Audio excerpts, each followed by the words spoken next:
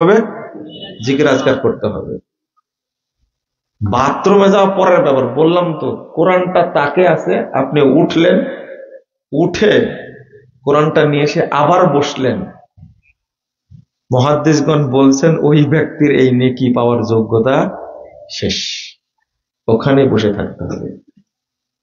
তো আমি যে ফজিলতটা বললাম, যে কোনো ইবাদতেরই যেখানে বড় ফজিলত আছে ওই জায়গায় দেখবেন বড় শর্ত আছে। কি আছে? শর্ত বড় আছে, অত সহজ না। যেমন রাসূল সাল্লাল্লাহু আলাইহি ওয়াসাল্লাম বলছেন, কেউ যদি সূরা ইখলাস একবার পড়ে তাহলে কোরআনুল কারীমের 1/3 পড়ার নেকি হয়। আপনারা কে কে পড়েছেন এখানে আজকে? এই নিয়াতে কে পড়েছেন? দেখেন এতগুলো মানুষ বসে আছে, কয়েকজন হাত তুলেছে। বুঝেন তাহলে 3 বার পড়লে পুরো কোরআন তেলাওয়াত করলে যে নেকি হবে সেই নেকি আল্লাহ তাকে দান করবে। সেই মুসলিমের হাদিস। তো ফজিলতটা বড়, কিন্তু এর প্রতি আমল করার মনোযোগ সবার নাই। আমি যে কথাটা বলছিলাম, এই যে এখানে এসেছেন, ফজিলত পেয়েছেন বা দোয়া করলেন, আল্লাহ কবুল করলেন, তাহলে কি থাকা লাগবে? মনোযোগ থাকা লাগবে। শুধু এই ইবাদতের ক্ষেত্রে না, সব ইবাদতের ক্ষেত্রে কি থাকা লাগবে? মনোযোগ থাকা লাগবে। আর এখানে আরেকটা বিষয় আপনি জেনে নেন, সেটা হলো শুধু মনোযোগ নাই তাই আল্লাহ কবুল করেন না। তা আপনি যদি নিশা করেন তাহলে কি কবুল হওয়ার সম্ভাবনা আছে? এইটা মাথায় নিয়ে যান, তাহলে আপনি পাপ করার হিসাবটা এমনিতেই ভুলে যাবেন। যে মিথ্যা কথা বলে তার ইবাদত হওয়ার কোনো সম্ভাবনা আছে? যে ব্যক্তি হারামখোর, হারামখোর বুঝেন তো? হারামখোর তো আমাদের এলাকায় নাই, তাই না? হিসাব করে দেখবেন যে হারাম খায় না এরকম লোক পাওয়াই যাবে না। সবাই হারামখোর, অধিকাংশই। আপনার মনে করেন বক্তারা হারাম খায় না, তাই মনে করেন? এক বক্তা আসছে, আসার পরে তার ডিমান্ড হলো 1,50,000।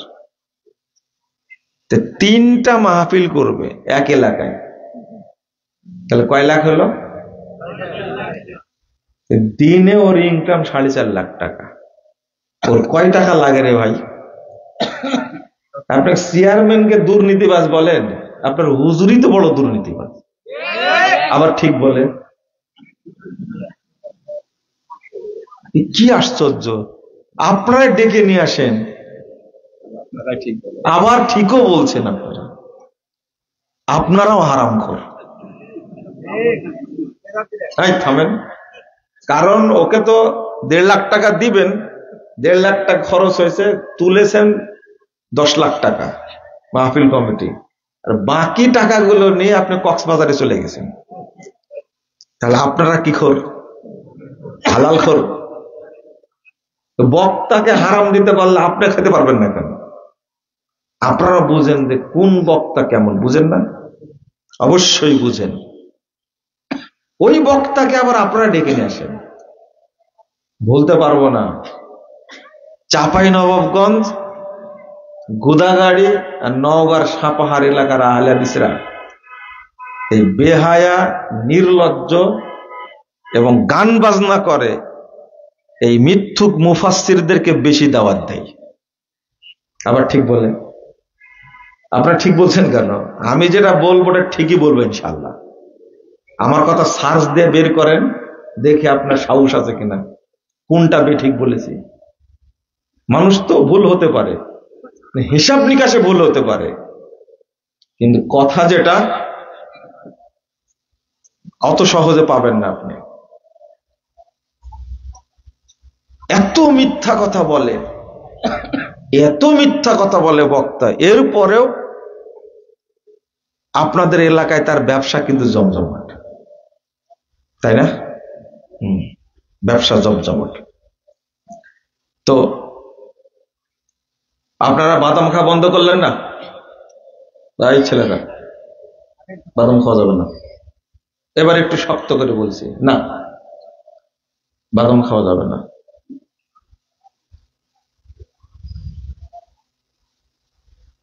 যদি কেউ হারাম খায়, কি খায়?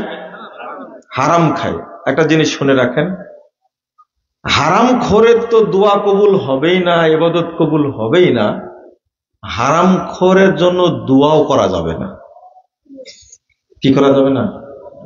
যদি আপনি বুঝতে পারেন এই লোকটা সুদের সাথে জড়িত, তার জন্য শুধু একটা দোয়া করা যাবে। কয়টা? একটা দোয়া করা যাবে, সেটা আল্লাহ তুমি তাকে হেদায়েত দান করো। বলা যাবে না আল্লাহ ওই লোকটার উপরে তুমি রহমত নাজিল করো।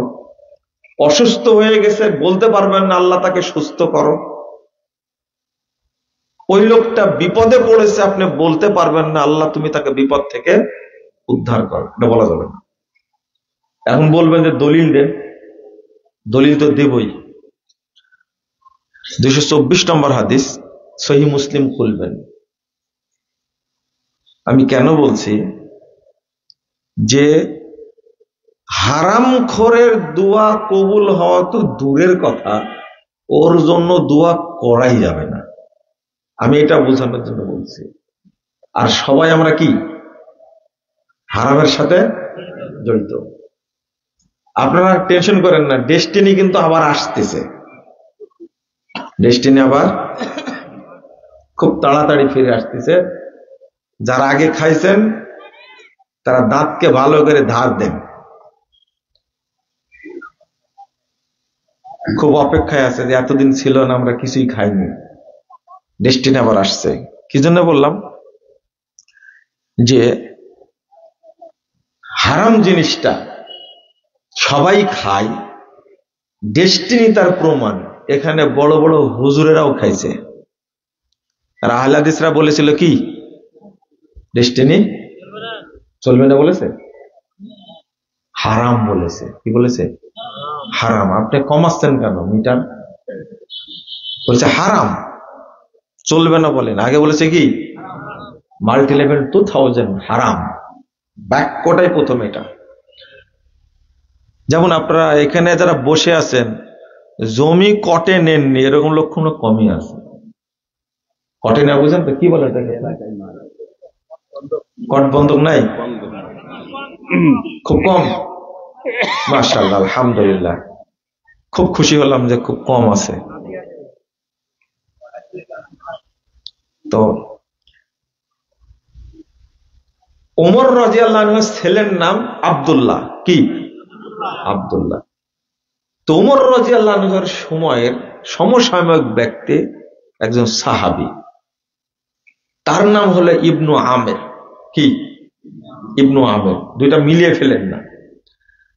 তো ইবনু আমের রাদিয়াল্লাহু আনহু তিনি অসুস্থ, আর ওমর রাদিয়াল্লাহু আনহুর ছেলে আব্দুল্লাহ ইবনু ওমর তিনি তাকে দেখতে গেছেন, যেহেতু বাপের বন্ধু। কার? বাপের বন্ধু। দেখতে গেছেন। দেখতে যাওয়ার পরে ইবনু আমের আব্দুল্লাহ রাদিয়াল্লাহু আনহুকে বলছেন, ভাতিজা, আলা তাদুল্লাহ আলী, ভাতিজা তুমি কি আমার জন্য একটু আল্লাহর কাছে দোয়া করবে না? যেহেতু তোমার বাপের বন্ধু, আজকে আমি অসুস্থ, আমার জন্য দোয়া করো, আল্লাহ যেন কি করে দেন? সুস্থ করে দেন, খেয়াল করেন। তখন ইবনু ওমর রাদিয়াল্লাহু আনহু বলছেন যে সামি'তু রাসূলুল্লাহ সাল্লাল্লাহু আলাইহি ওয়াসাল্লাম লা তুকবালু সালাতুন বিগাইরি তুহুর ওয়ালা সাদাকাতুন মিন গুলুল। শুনেন চাচা, আমি রাসূল সাল্লাল্লাহু আলাইহি ওয়াসাল্লামকে বলতে শুনেছি ওযুবিহীন সালাত হয় না, আর দুর্নীতিবাজের দোয়া কবুল হয় না। মানে সাদকাওটা কি একটা দোয়া না? বলছেন যে আপনি দুর্নীতি করেছেন, আপনার জন্য দোয়া করে লাভ নাই। ওয়াকুনতা ফিল বাসরা ওয়ালিয়া, আর আপনি বসরার গভর্নর ছিলেন, এটা আমি জানি, আর আপনার নামে দুর্নীতির অভিযোগ আছে, আপনার জন্য দোয়া করা যাবে না। তাহলে সুদখোরের জন্য দোয়া করা যাবে? বুঝেন মনে হয় কথাটা, তাই না? তিনি ছিলেন বাসরার কি গভর্নর, তার বিরুদ্ধে অভিযোগ আছে, তিনি আত্মসাৎ করেছেন। কথা কি বুঝতে পারছেন? ইবনু ওমর হলেন সবচেয়ে বড় ফকি সাহাবী, ওমর রাদিয়াল্লাহু আনহুর ছেলে আব্দুল্লাহ ইবনে ওমর। এত বড় ফকি, এত বড় ফকি যে সব বিষয়ে ফায়সালা দিতেন ইবনু ওমর রাদিয়াল্লাহু আনহু। তিনি বলছেন, চাচা আপনার জন্য দোয়া করা যাবে না। তাহলে যদি আপনি জানতে পারেন অমুক ব্যক্তি হারামের সাথে জড়িত, তাহলে আপনি তার জন্য দোয়া করতে পারবেন না। মনে থাকবে? আর যে হারাম খাচ্ছে তার দোয়া কবুল হয় কিনা এটা বলতে চাচ্ছিলাম, তাই না? ইমাম আবু দাউদের একটা গ্রন্থ কিতাবুজ জুহুদ 13 নম্বর হাদিসটা, তিনি বলছেন যে রাসূল সাল্লাল্লাহু আলাইহি ওয়াসাল্লাম মাওকুফ সূত্রে বর্ণিত, বলছেন আসহাবা বানি ইসরাইল বালাউনা কাহতুন, বানি ইসরাইলদের সময়ে দুর্ভিক্ষ এসেছিল, বিরাট দুর্ভিক্ষ, সবকিছু ধ্বংস হয়ে যাচ্ছে। তো মানুষ জমিনে টিকতে পারছে না। ফাখরাজু ইউজিজুন, তারা বাড়িঘর থেকে বেরিয়ে দৌড় দিয়ে মসজিদে আশ্রয় নিয়েছে। কোথায়? মসজিদে। এমন দুর্ভিক্ষ, জমিনে টিকতে পারছে না, তারা থাকতে পারছে না, বাঁচার জন্য মনে করছে মসজিদে আশ্রয় নিলে আমরা বেঁচে যাব, দৌড় দিয়ে সবাই মসজিদে গেছে। তখন ফাওহাল্লাহু ইলা নাবিয়্যিম মিন আমবিয়াইহি, আল্লাহ তখন তাদের কোন নবীর কাছে ওহী করলেন, তাদের নবীর কাছে ওহী করলেন। বলছেন তাখরুজুনা ইলা সাঈদ বিআবদানিন নাজিসা ওয়া বিয়াদিন তাসফিকুনা বিহাদ দিমা ওয়া মালাতুম বুতুনাকুম মিনাল হারাম। খেয়াল করেন কথাটা কত কড়া। এই তোমরা অপবিত্র দেহ নিয়ে মসজিদে হাজির হয়েছো, আর যে হাত নিয়ে এসেছো এই হাত দিয়ে মানুষ হত্যা করেছো।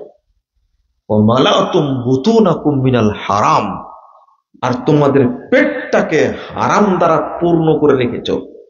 এই অবস্থায় বাঁচার জন্য তোমরা মসজিদে আশ্রয় নিয়েছো।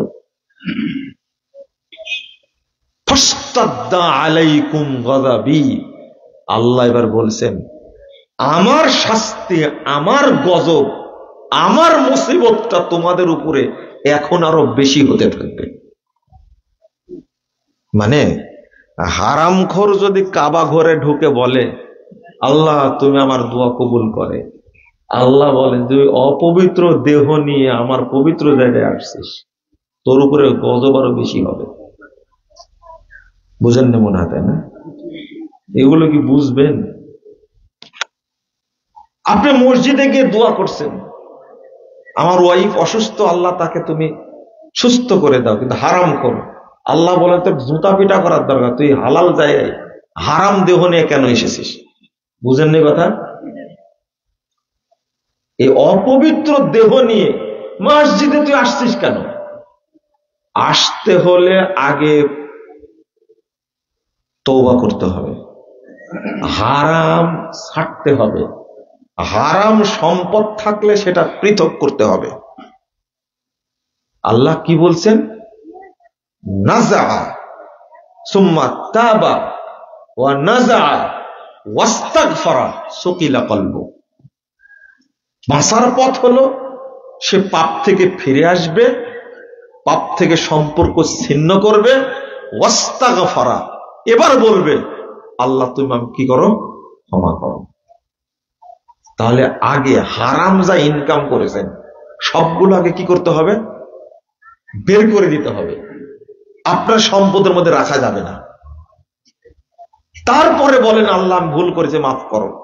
আল্লাহ বলেছেন সাথে সাথে 80 বছর পাপ করেছেন, তওবা করার সাথে সাথে 1 সেকেন্ডের মধ্যে আল্লাহ আপনার সব পাপ ক্ষমা করে দেবেন।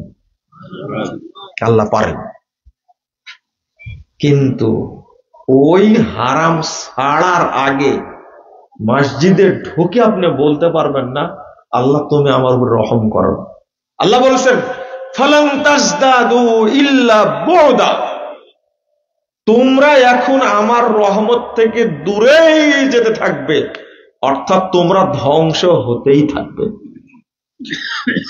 মানে একটা ছোট্ট কথা বলতে গিয়ে বড় হয়ে গেল। শুধু বললাম হারামের কথা। পাসপোর্ট অফিসে চাকরি করেন হারাম খান, বিদ্যুৎ অফিসে চাকরি করেন হারাম খান, ভূমি অফিসে চাকরি করেন হারাম খান, প্রশাসনে চাকরি করেন হারাম খান, সংস্থায় চাকরি করেন হারাম খান, জমি জায়গা করেন সেখানে হারাম খান, আমের বাগান বিক্রি করে দেন 10 বছরের চুক্তিতে হারাম খান। তো আপনি বলেন যে হারাম খোরের ইবাদত কবুল হয় না, দোয়া কবুল হয় না, আর তার জন্য কেউ দোয়া করবে সেটাও কবুল, দোয়া করাও যাবে না। তাহলে ইবাদত কবুল হওয়ার কোনো প্রশ্নই আসে না। কেমনে বলবো আপনাদেরকে? চলেন আমি যে বিষয়টা বলতে চেয়েছিলাম, 2টা বিষয়ে কথা বলবো। 1 নম্বর হলো বিশুদ্ধ সহি তরিকায় সালাত, আর 2 নম্বর হলো আউয়াল ওয়াক্তে সালাত। সালাত আপনি পড়েন আমি বিশ্বাস করি, কিন্তু সালাতটা আপনাকে পড়তে হবে মুহাম্মদুর রাসূলুল্লাহ সাল্লাল্লাহু আলাইহি ওয়াসাল্লামের তরিকায় পড়তে হবে। পৃথিবীর অন্য কোন ব্যক্তির তরিকায় সালাত চলবে না, অন্য কোন নবীর তরিকাতেও চলবে না। একমাত্র নবী মুহাম্মদুর রাসূলুল্লাহ সাল্লাল্লাহু আলাইহি ওয়াসাল্লামের তরিকায় কি চলবে, সালাত চলবে। কিন্তু আশ্চর্যের ব্যাপার হলো যে হাদিস অনুবাদ করলে আপনারা বুঝবেন যে বর্তমান যুগে যে সালাত চলছে এই সালাত রাসূলের সালাত না। তো শুনলেই বুঝতে পারবেন আপনি যে যে সালাত আমরা পড়ছি এখন এই সালাত মুহাম্মদুর রাসূলুল্লাহ সাল্লাল্লাহু আলাইহি ওয়াসাল্লামের সালাত না। কিন্তু ওই ধৈর্যটুকু আপনাদের হয় কিনা, কারণ ধৈর্য হয় না বলেই তো গালি দেয়, তাই না? সালাতের আলোচনার কারণে সবচেয়ে বেশি গালি দেয় বাংলাদেশ আমাকে, সবচেয়ে বেশি গালি দেয়। কারণ বহু লোক ক্ষোভ ঝাড়ে এই মর্মে যে আপনি আল্লামা দেলোয়ার হোসেন সাঈদীর মাথা নষ্ট করেছেন। কথা বুঝতে পারেননি? আমি নাকি মাথা নষ্ট করেছি, খুব ঝাড়ে, অনেকেই বলে আর কি। তো জাল হাদিসের কবলে রাসূলুল্লাহ সাল্লাল্লাহু আলাইহি ওয়াসাল্লাম সালাত, একটা বইয়ের কথা মনে আপনারা নাম শুনেছেন।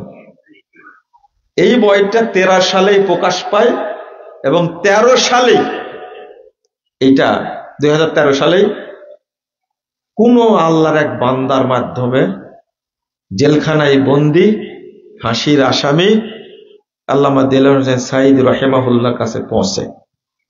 তিনি বইটা 3 বার পড়েন, পড়ে আমার কাছে একটা পত্র লেখেন। পত্রটা ছিল 9 পৃষ্ঠার। পত্রের শিরোনাম, চিঠির শিরোনাম দিয়েছেন ভুল সংশোধনে সফলতা আছে, ব্যর্থতা নেই, লজ্জারও কিছু নেই। 13 সালের 25শে ডিসেম্বর লেখা এই পত্র, আমার সাথে তার কোনোদিন দেখা হয়নি, কিন্তু আল্লাহ আমাকে নিয়ে গেলেন আপনাদের বিএনপি সরকার 14 সালের 7ই নভেম্বর আমাকে গ্রেফতার করেন। সে সময় 4 দলীয় জোট সরকার ছিল, তাই না?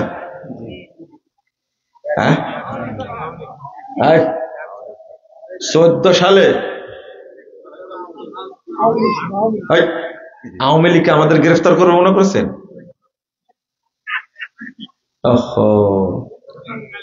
আপনি একটু মিলাই নেন। 14 সালে ক্ষমতায় ছিল প্রধানমন্ত্রী বেগম খালেদা জিয়া ছিল, হিসাবটা মিলাই নেন। না হলে মুজাফফরকে গ্রেফতার করবে কেন? মুজাফফর তো আওয়ামী লীগের, এই জন্য গ্রেফতার করেছে। বুঝেননি কথা? ভালো করে বুঝে নেন। তো 7ই নভেম্বর গ্রেফতার। তো এই ডিবি অফিসে 5 দিন রিমান্ড টিমান্ড নিয়ে ঢাকা জেলখানায়, এরপরে কাশেমপুর নিয়ে গেল। ওখানে সব মিলে সাইদি সাহেবের কাছে থাকলাম 3 মাস 22 দিনের মতো একসঙ্গে থাকতাম। আল্লাহ পরে দেখা করালেন। যেটা কথা বলছিলাম, একদিকে তো গালি দিত, সাইদি সাহেবের এই পত্র লেখার কারণে গালির সংখ্যা আরো কি বেড়ে গেল। তবে আলহামদুলিল্লাহ যারা পড়ে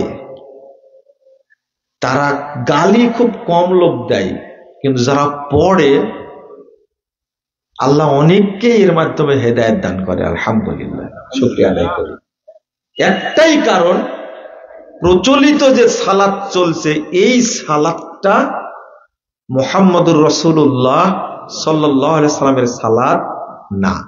অধিকাংশ মানুষ যে সালাত পড়ে এই সালাতটা হলো ইবলিসি সালাত। এই সালাতটা হলো মানুষের তৈরি করা সালাত। এই সালাতটা হলো জাল সালাত। আমার বক্তব্যটা আগেও যেমন ছিল এখনো এরকম আছে, যতদিন চেঞ্জ না হবে ততদিন এরকমই থাকবে ইনশাআল্লাহ। তবে একটা বিশ্বাস আছে যে এই দেশের মানুষকে একদিন আল্লাহ বুঝ দান করবেন ইনশাআল্লাহ। আপনারা কি বিশ্বাস করেন? 54 বছর পরে এদেশের মানুষ বুঝলো যে ইফতারির সময় যে 3 মিনিট টাইম যোগ লাগানো হয় এটা ভুল। কত বছর পরে বুঝলো? ফতোয়া আহলে হাদিসদের চেঞ্জ হয়নি, ফতোয়া কিন্তু বেদাতি এরাই চেঞ্জ হয়েছে। আমরা আশা করতে পারি, তো করতে পারি না? আমরা যখন সূর্য ডুবার সাথে সাথে ইফতার করতাম তখন বাংলাদেশের এই বেদাতি মোল্লারাই বলতো এরাই কাদিয়ানি, এরাই শিয়া, এরাই ইহুদিদের দালাল। আলহামদুলিল্লাহ এবছর রমজান থেকে সবাই ইহুদিদের দালাল হয়ে গেছে। বলেন আলহামদুলিল্লাহ। হকটা মানার কারণে যদি ইহুদিদের দালাল বলে আমাদেরকে কি দেয়? গালি দেয়। এই গালি আমরা কিয়ামত পর্যন্ত ধারণ করতে রাজি আছি ইনশাআল্লাহ, কিন্তু আল্লাহ যেন আমাদের হকের উপরে রাখে। কথা কি বুঝতে পারলেন? খেয়াল তো করবেন না আপনারা। হারামে আগে চলতো নাকি 20 রাকাত, এখন কয় রাকাত চলে? এখন চলে 10 রাকাত। বলেন আলহামদুলিল্লাহ। এইটা সহ্য করতে পারছে না, কারণ এই বাংলাদেশের মূর্খ সাধারণ জনগণের চোখে ধুলা দিয়ে, ধোঁকা দিয়ে, প্রতারণা করে এদেশের মোল্লারা জমজমাট ব্যবসা করেছে, দুর্নীতি করেছে, এখনো করছে। তারা একটা কথা বলতো, আরে মসজিদে হারামে 20 রাকাত চালু আছে, আমরা পড়লে সমস্যা কি? ওই দোয়াই দিয়ে চলতো। বহু যুগ থেকে 20 রাকাত চালু ছিল। আহলুল হাদিসরা, সালাফিরা কোনদিন এই 20 রাকাতকে জায়েজ বলেছে? ভবিষ্যতে বলবে? 20 রাকাত কেন, 20,000 রাকাত যদি চালু হয় কোনদিন জায়েজ বলবে? আহলে হাদিসের আমল 10, 11, 13 রাকাতই আছে, কিন্তু মক্কার আমল চেঞ্জ হয়েছে কিনা? হয়নি। মদিনার আমল চেঞ্জ হয়েছে কিনা? এর নাম আহলে হাদিস। গালি দিয়ে লাভ হবে না। অনেকেই মুখ পোড়া লোক ছিল। তো আমাকে একজন বলছে আপনার বক্তব্য খুব কড়া, 20 রাকাত হারাম আইনে হয়, আপনি 20 রাকাতের বিরুদ্ধে এত শক্ত কথা বলেন কেন? কেন বই লেখলেন আপনি? 20 রাকাত তো নফল সালাত জায়েজ, যান এখন জায়েজ করেন। উনি এখন কি বলবেন আমাকে? হ্যাঁ, একটা মসজিদে ওই মসজিদের মুসল্লি 300 কপি তারাবির রাকাত সংখ্যা বইটা নিয়েছেন, ওই মসজিদে বিতরণ করার জন্য ওই মসজিদের দায়িত্বশীলরা বিতরণ করতে দেয়নি। আলহামদুলিল্লাহ, ওই মসজিদে এখন 11 রাকাত তারাবি চলছে, আলহামদুলিল্লাহ। বই কিন্তু ওইটাই আছে, আমি চেঞ্জ করিনি। আপনার ধর্মকে আমি 20 রাকাতের পক্ষে বলিও নি, লিখিও নি, কিন্তু চেঞ্জ হয়েছে। 650 বছর এই হারামে 4 মুসাল্লা ছিল। কয় মুসাল্লা? 4 মুসাল্লা। হানাফি মুসাল্লা, শাফি মুসাল্লা, মালিকি মুসাল্লা, হাম্বলি মুসাল্লা। 4 মুসাল্লায় 4 সময়ে একই মসজিদে 4 ওয়াক্ত, মানে 1 ওয়াক্ত সালাত 4 বার হয়েছে। কয় ওয়াক্ত? 1 ওয়াক্ত সালাত কয়বার হয়েছে? 4 বার হয়েছে। শাফিরা বলছে হানাফিদের পিছনে সালাত হবে না, হানাফিরা বলছে শাফিদের পিছনে সালাত হবে না। এই কাবা, যেটা মুসলিম ঐক্যের প্রাণ কেন্দ্র, এই 4 মুসাল্লার বিরুদ্ধে পৃথিবীর কোন দল, কোন ফেরকা কথা বলেছে? কেউ কথা বলেনি।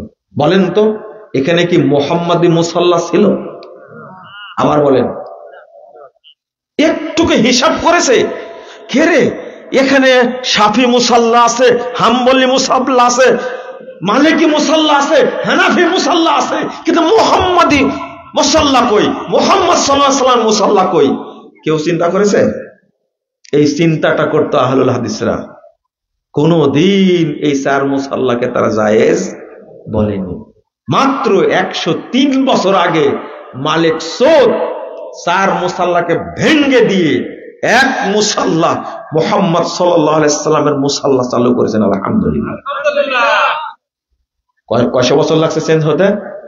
650 বছর লাগছে চেঞ্জ হতে। কত বছর? 103 বছর হলো চেঞ্জ হওয়া। খেয়াল করেছেন আপনি? মাত্র 103 বছর। তো সংস্কারের জন্য, সংশোধনের জন্য সৌদি আরবেই যদি অপেক্ষা করতে হয় এত বছর, তাহলে বাংলাদেশে কত বছর লাগবে?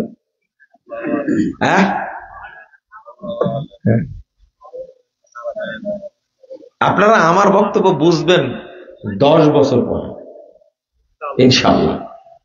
10 বছর লাগবে বুঝতে। কারণ নীতি যখন 12 ভাতারি হয়, বুঝতে পারেন না কথা, তখন বক্তব্য বুঝতে আপনার অনেক সময় লাগবে। এটা আমাদের বাংলা ভাষায়, এই এলাকার ভাষা এটা। আপনার নীতি যদি এক হয়, যদি সত্যটা খুঁজতে থাকেন, তাহলে সময় বেশি দিন লাগবে না। আপনি একবার কোথায়? তবলিগ, একবার আওয়ামী লীগ, একবার ছাত্রলীগ, একবার যুবলীগ, আর একবার কি নারী লীগ, নারী লীগ। এইরকম চরিত্র যদি থাকে, আহলে হাদিসদের চরিত্র কয়টা? একটা না, আপনাদের মধ্যে ঢুকে গেছে, বিভিন্ন রকম চরিত্র ঢুকে গেছে। ওই জন্যই বললাম নীতি কয়টা হবে? একটা। লা হাওলা ওয়ালা কুওয়াতা ইল্লা বিল্লাহ। বাংলাদেশের মানুষকে হক বোঝানো সহজ হতো, কিন্তু মোল্লাদের রূপ অনেকগুলো, অনেক। এই বইটার মধ্যে কোন জায়গাতে আহলে হাদিস হতে হবে আপনাকে এই কথা লেখা নাই। রেফারেন্স দেওয়া বলা আছে, দিও বলা আছে। কথাটাকে আমি বলেছি, আমার বলার কথা না তো। অতএব অপেক্ষা করেন, দাওয়াতি কাজ করেন, ধৈর্য ধারণ করেন, চেঞ্জ হবে ইনশাআল্লাহ, পরিবর্তন হবে ইনশাআল্লাহ। মানুষ গালি দেয় আর আমি তাদের জন্য দোয়া করি, আল্লাহ তুমি এদেরকে হেদায়েত দান করো, আল্লাহ তুমি তাদেরকে বুঝার তৌফিক দান করো। বিশেষ করে দোয়া করি তবলিগের লোকদের জন্য, খুব দোয়া করি। তারা দ্বীনের সাথে জড়িত মনে করে, অথচ তারা কুফরের সাথে জড়িত। কুফরে, কুফর মানে সুফিবাদ হলো কুফরি মতবাদ। সুফিবাদ হলো কি? কুফরি মতবাদ। আর এই সুফিবাদটাই তাবলীগ প্রচার করে। তাদেরকে তো কুফরটা বুঝাতে হবে, কিন্তু প্রথম আগে দোয়া করে নি, আল্লাহ তুমি এদেরকে হেদায়েত দান করো, আল্লাহ তুমি তাদেরকে বুঝার তৌফিক দান করো, এই কথাটা দোয়া করে। সালাতের কথাটা আহলে হাদিসরা কেন বেশি বলে, আকীদার কথা কেন বেশি বলে? মূল কথা হলো সালাত এমন একটা ইবাদত, এমন একটা ইবাদত, সমস্ত ইবাদতের ফাউন্ডেশন। যদি সালাত সঠিক হয়ে যায় তাহলে অন্য কোন ইবাদতের হিসাব আল্লাহ নিবেনই না। তার দলিল রাসূলুল্লাহ সাল্লাল্লাহু আলাইহি সাল্লাম বলছেন, কয়েকটা হাদিস আসছে, তাবরানী আওসাতের 1859 নম্বর একটা হাদিস, আর ইমাম সদরুদ্দিন তিনি তার একটা হাদিসের গ্রন্থ তিউর রিয়াত 410 নম্বর হাদিস, সনদ সহিহ। রাসূল সাল্লাল্লাহু আলাইহি সাল্লাম তিনি বলছেন, আউয়ালু মা ইউসআলুল আবদু ওয়া হাসাবু বিহি সালাতু।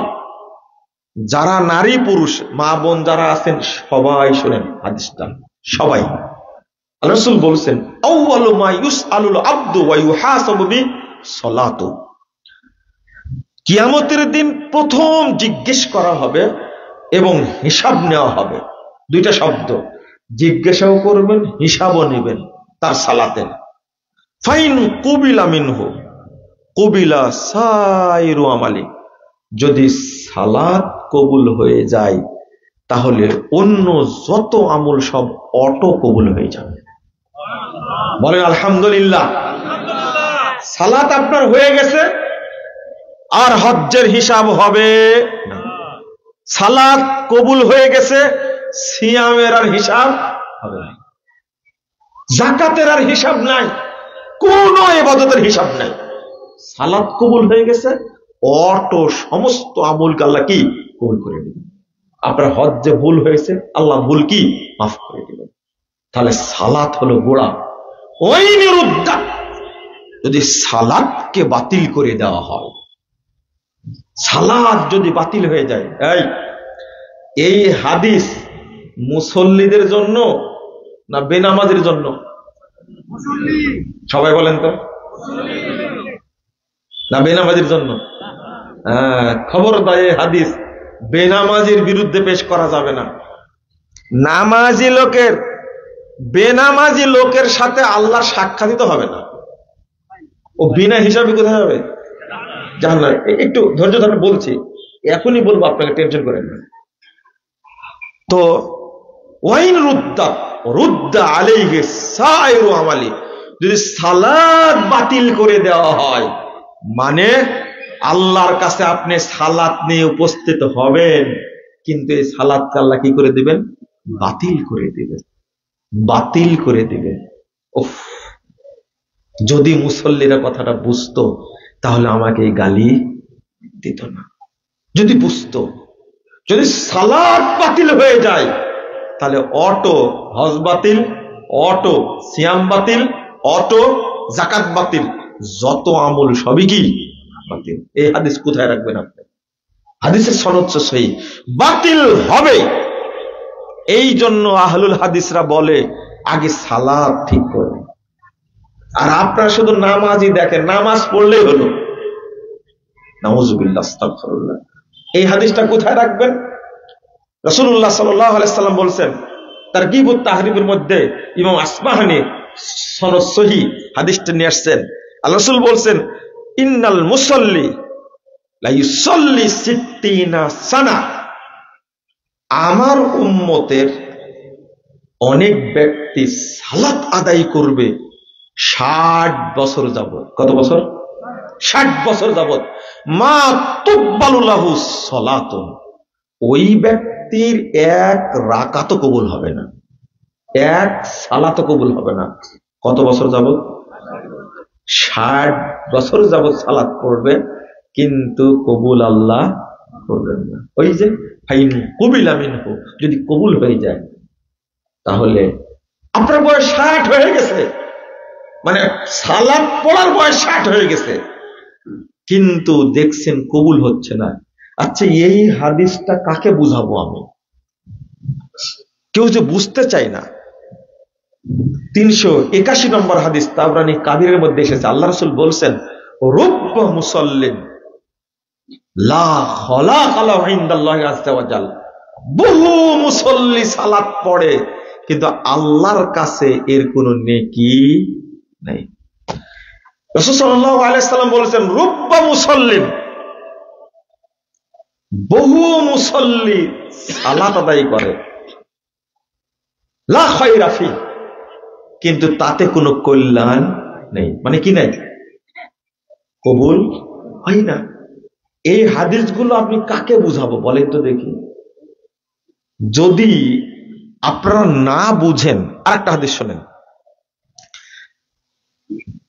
ইয়াতি আলান নাসিস জামান, মানুষের সামনে একটা যুগ আসবে, একটা সময় আসবে, ইস্তামিউন ওয়া ইসাল্লুনা ফিল মাসাজিদ, একটা সময় আসবে মানুষ দলে দলে মসজিদে যাবে, সালাত আদায় করবে, মসজিদ ভর্তি থাকবে মুসল্লি দ্বারা, ওয়া লাইসা ফীহিম মুমিন, কিন্তু কোন মসজিদে একজন মুমিন পাওয়া যাবে না।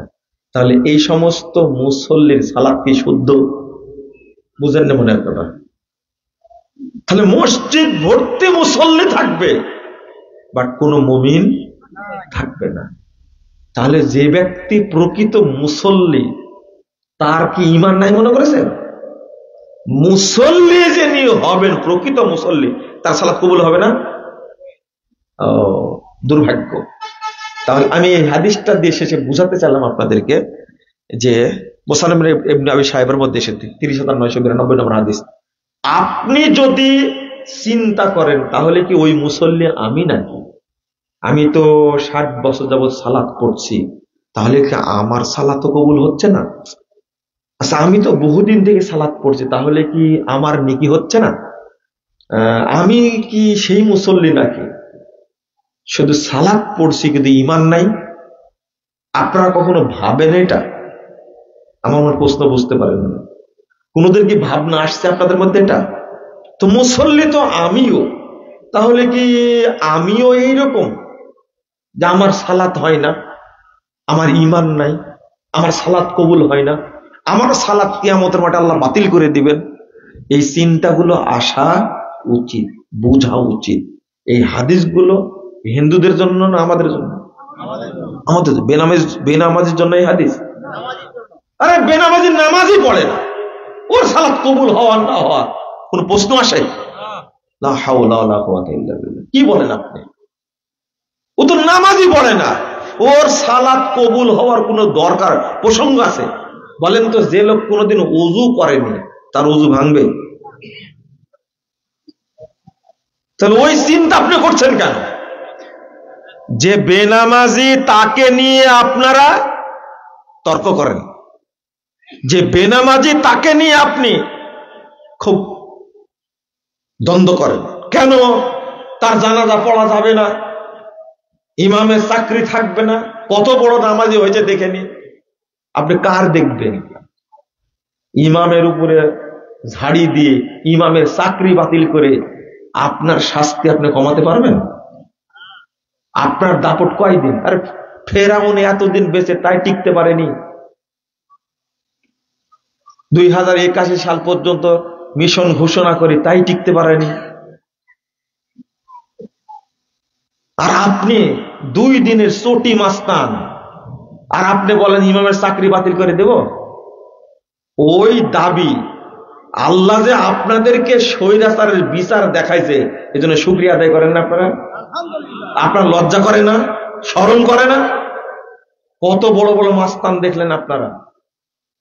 আজকে পত্রিকায় শিরোনাম করেছে 2 মাস্তানের জ্বালায় ঢাকা জেলখানার বন্দিরা নাকি অস্থির।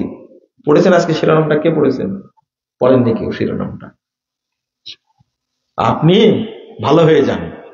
শোনেন, বেনামাজির জানাজা অনেক পরে, ওকে গোসল করানোই যাবে না।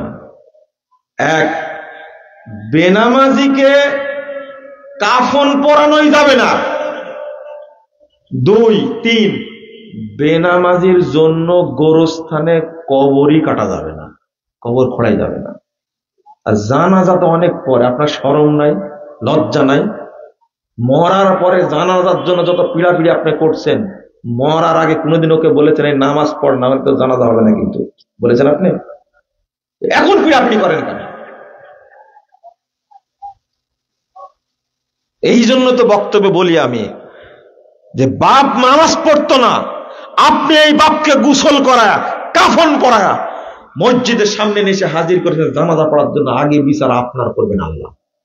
ওই কাফের জানাজা মুসলিম কেন পড়বে? ওই মুশরিকের জানাজা কেন পড়ে মুসলিম? আপনি নিয়ে আসলেন কেন আপনার বাপকে? আপনার মাকে নিয়ে আসলেন কেন? আপনি আপনার তাকে স্মরণ করার কথা, বিচার আগে আপনার হবে। আপনি কাফেরকে নিয়ে আসলেন কেন? আচ্ছা, বেনামাজি একটা মুশরিক, কাফের, মুরতাদ। বেনামাজি কি? মুরতাদ। বলেন তো কি? মুরতাদ। এই লোকটাকে আপনি যে কাফন পরাইছেন, গোসল করাইছেন, এই মুরতাদকে যদি 1 কোটি বার গোসল করান, ও পবিত্র হবে? তাহলে আপনি তাকে নিঃসন্দেহে মুসলমান মনে করেছেন। আপনি এটাই তো প্রথম ভুল কথা। মুসলিম মনে করলেন কেন? সালাত আর যাকাত, সালাত আর সিয়াম এক না, সালাত আর হজ এক না। হজ 5 বছর পরেও করা যায়।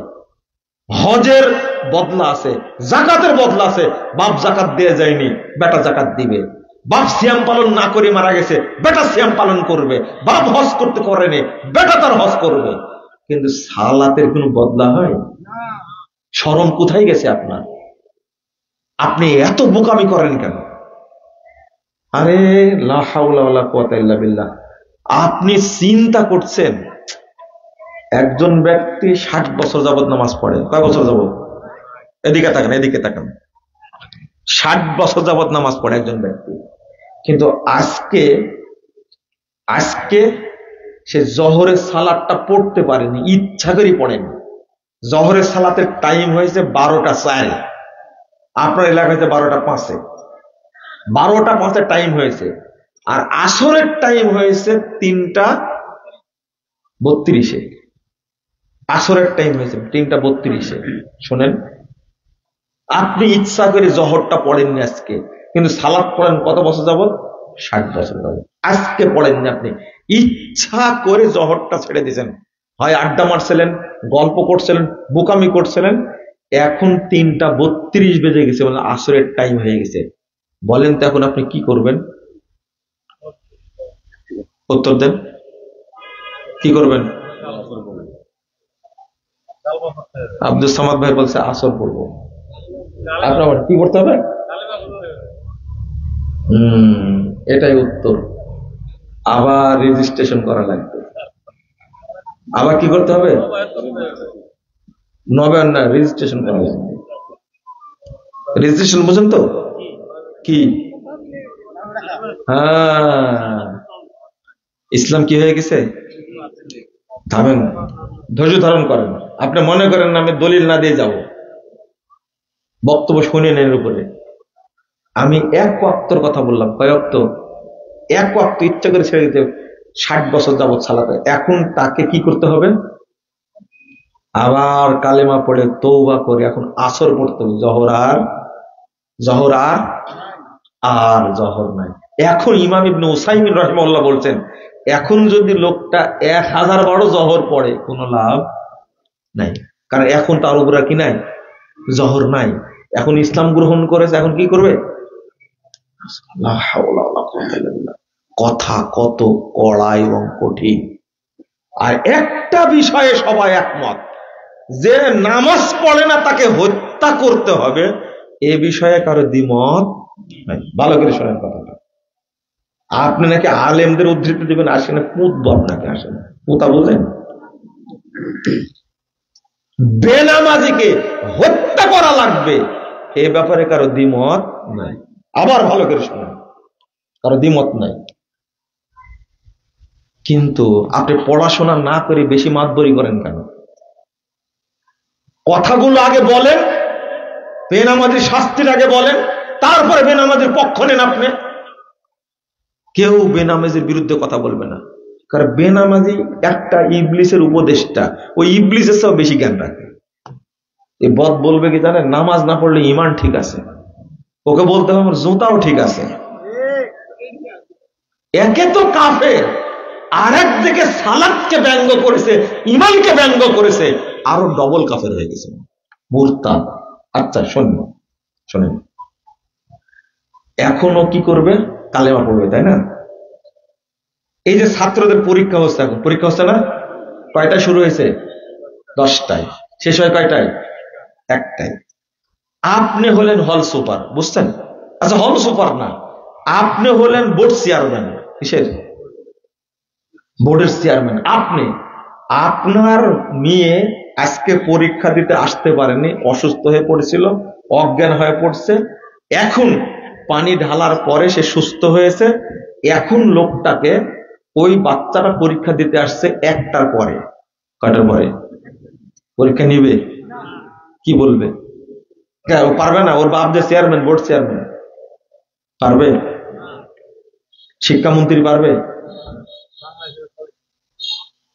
এখন বলেন তো, এখন বলেন এই মেয়েটাকে কি বলবেন আপনারা?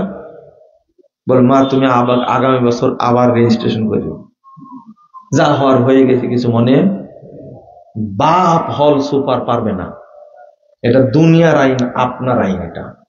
তাও অসুস্থ হয়ে পড়েছিল, জ্যামে পড়েছিল, অ্যাক্সিডেন্ট করেছে, তাও বলছেন মা কপালে যা ছিল হয়ে গেছে, আগামী বছর আবার কি করো।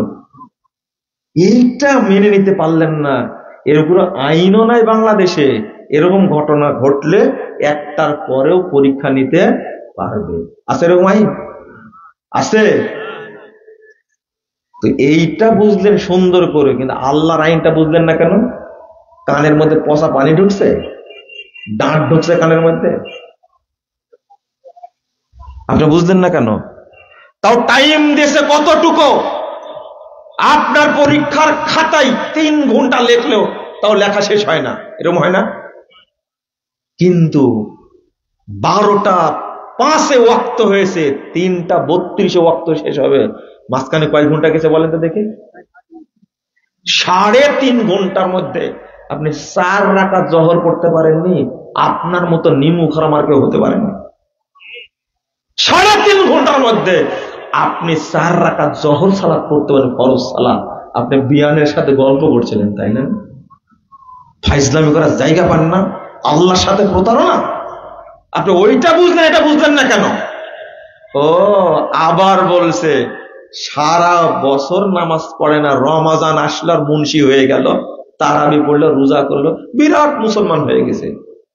যে সারা বছর নামাজ পড়ে, রমাজানে পড়ে, এ কি? হ্যাঁ না না না, এটা তো আপনাদের ভাষা। শরীয়ত কি বলে? কে মুনাফেক? এ হলো অভিজ্ঞ কাফের, ট্যালেন্ট কাফের। কত বড় বদনসিব! রমাজানে পড়তে পারলো, রমাজান গেছে, সালাতো কি গেছে, ওকে মুনাফেক বলা যাবে? এক ওয়াক্ত হাদিসটা আগে বলে কি লাভ হলো? 551 নম্বর হাদিস, আর আহাদিসুল মুখতারের মধ্যে এসেছে লা তাতরুকান্না সলাতান মাকতুবাতান মুতাআম্মিদান। এই একটা সালাত ইচ্ছা করে ছেড়ে দিও না। ফাইন্নাহু মান তারাকা সালাতান মাকতুবাতান মুতাআম্মিদান ফাকাদ খারাজা আনিল মিল্লাহ। যে ব্যক্তি এক ওয়াক্ত সালাত ইচ্ছা করে ছেড়ে দিবে, ওই ব্যক্তি ইসলাম থেকে খারিজ হয়ে গেল। জান ঠেকান এবার। 22,128 নম্বর হাদিস।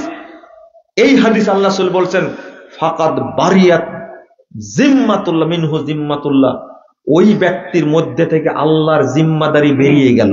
কি বুঝলেন আপনি? সাহাবীরা সালাত ত্যাগকারীকে কাফের বলতেন, রে এজমা। সাহাবীরা সালাত ত্যাগকারীকে কাফের বলতেন, রে এজমা। আপনি কখনোই একে মুসলিম বলতে পারেন না। শোনেন, এ মুসলিম না, হলো মুরতাদ। কি? আচ্ছা এবার বলেন তো কে পারেন? যারা বিধর্মী, ইহুদি খ্রিস্টান বিধর্মী, তারা বেশি খারাপ না বেনামাজি বেশি খারাপ? মানে মানে কি বলে যে গতিতে মারি দিলেন, তাই না উত্তরটা? উত্তরটা দেন। কেন এর উত্তর দিতে হয়? কিন্তু আমাকে যা ইচ্ছে তাই করতে, হ্যাঁ?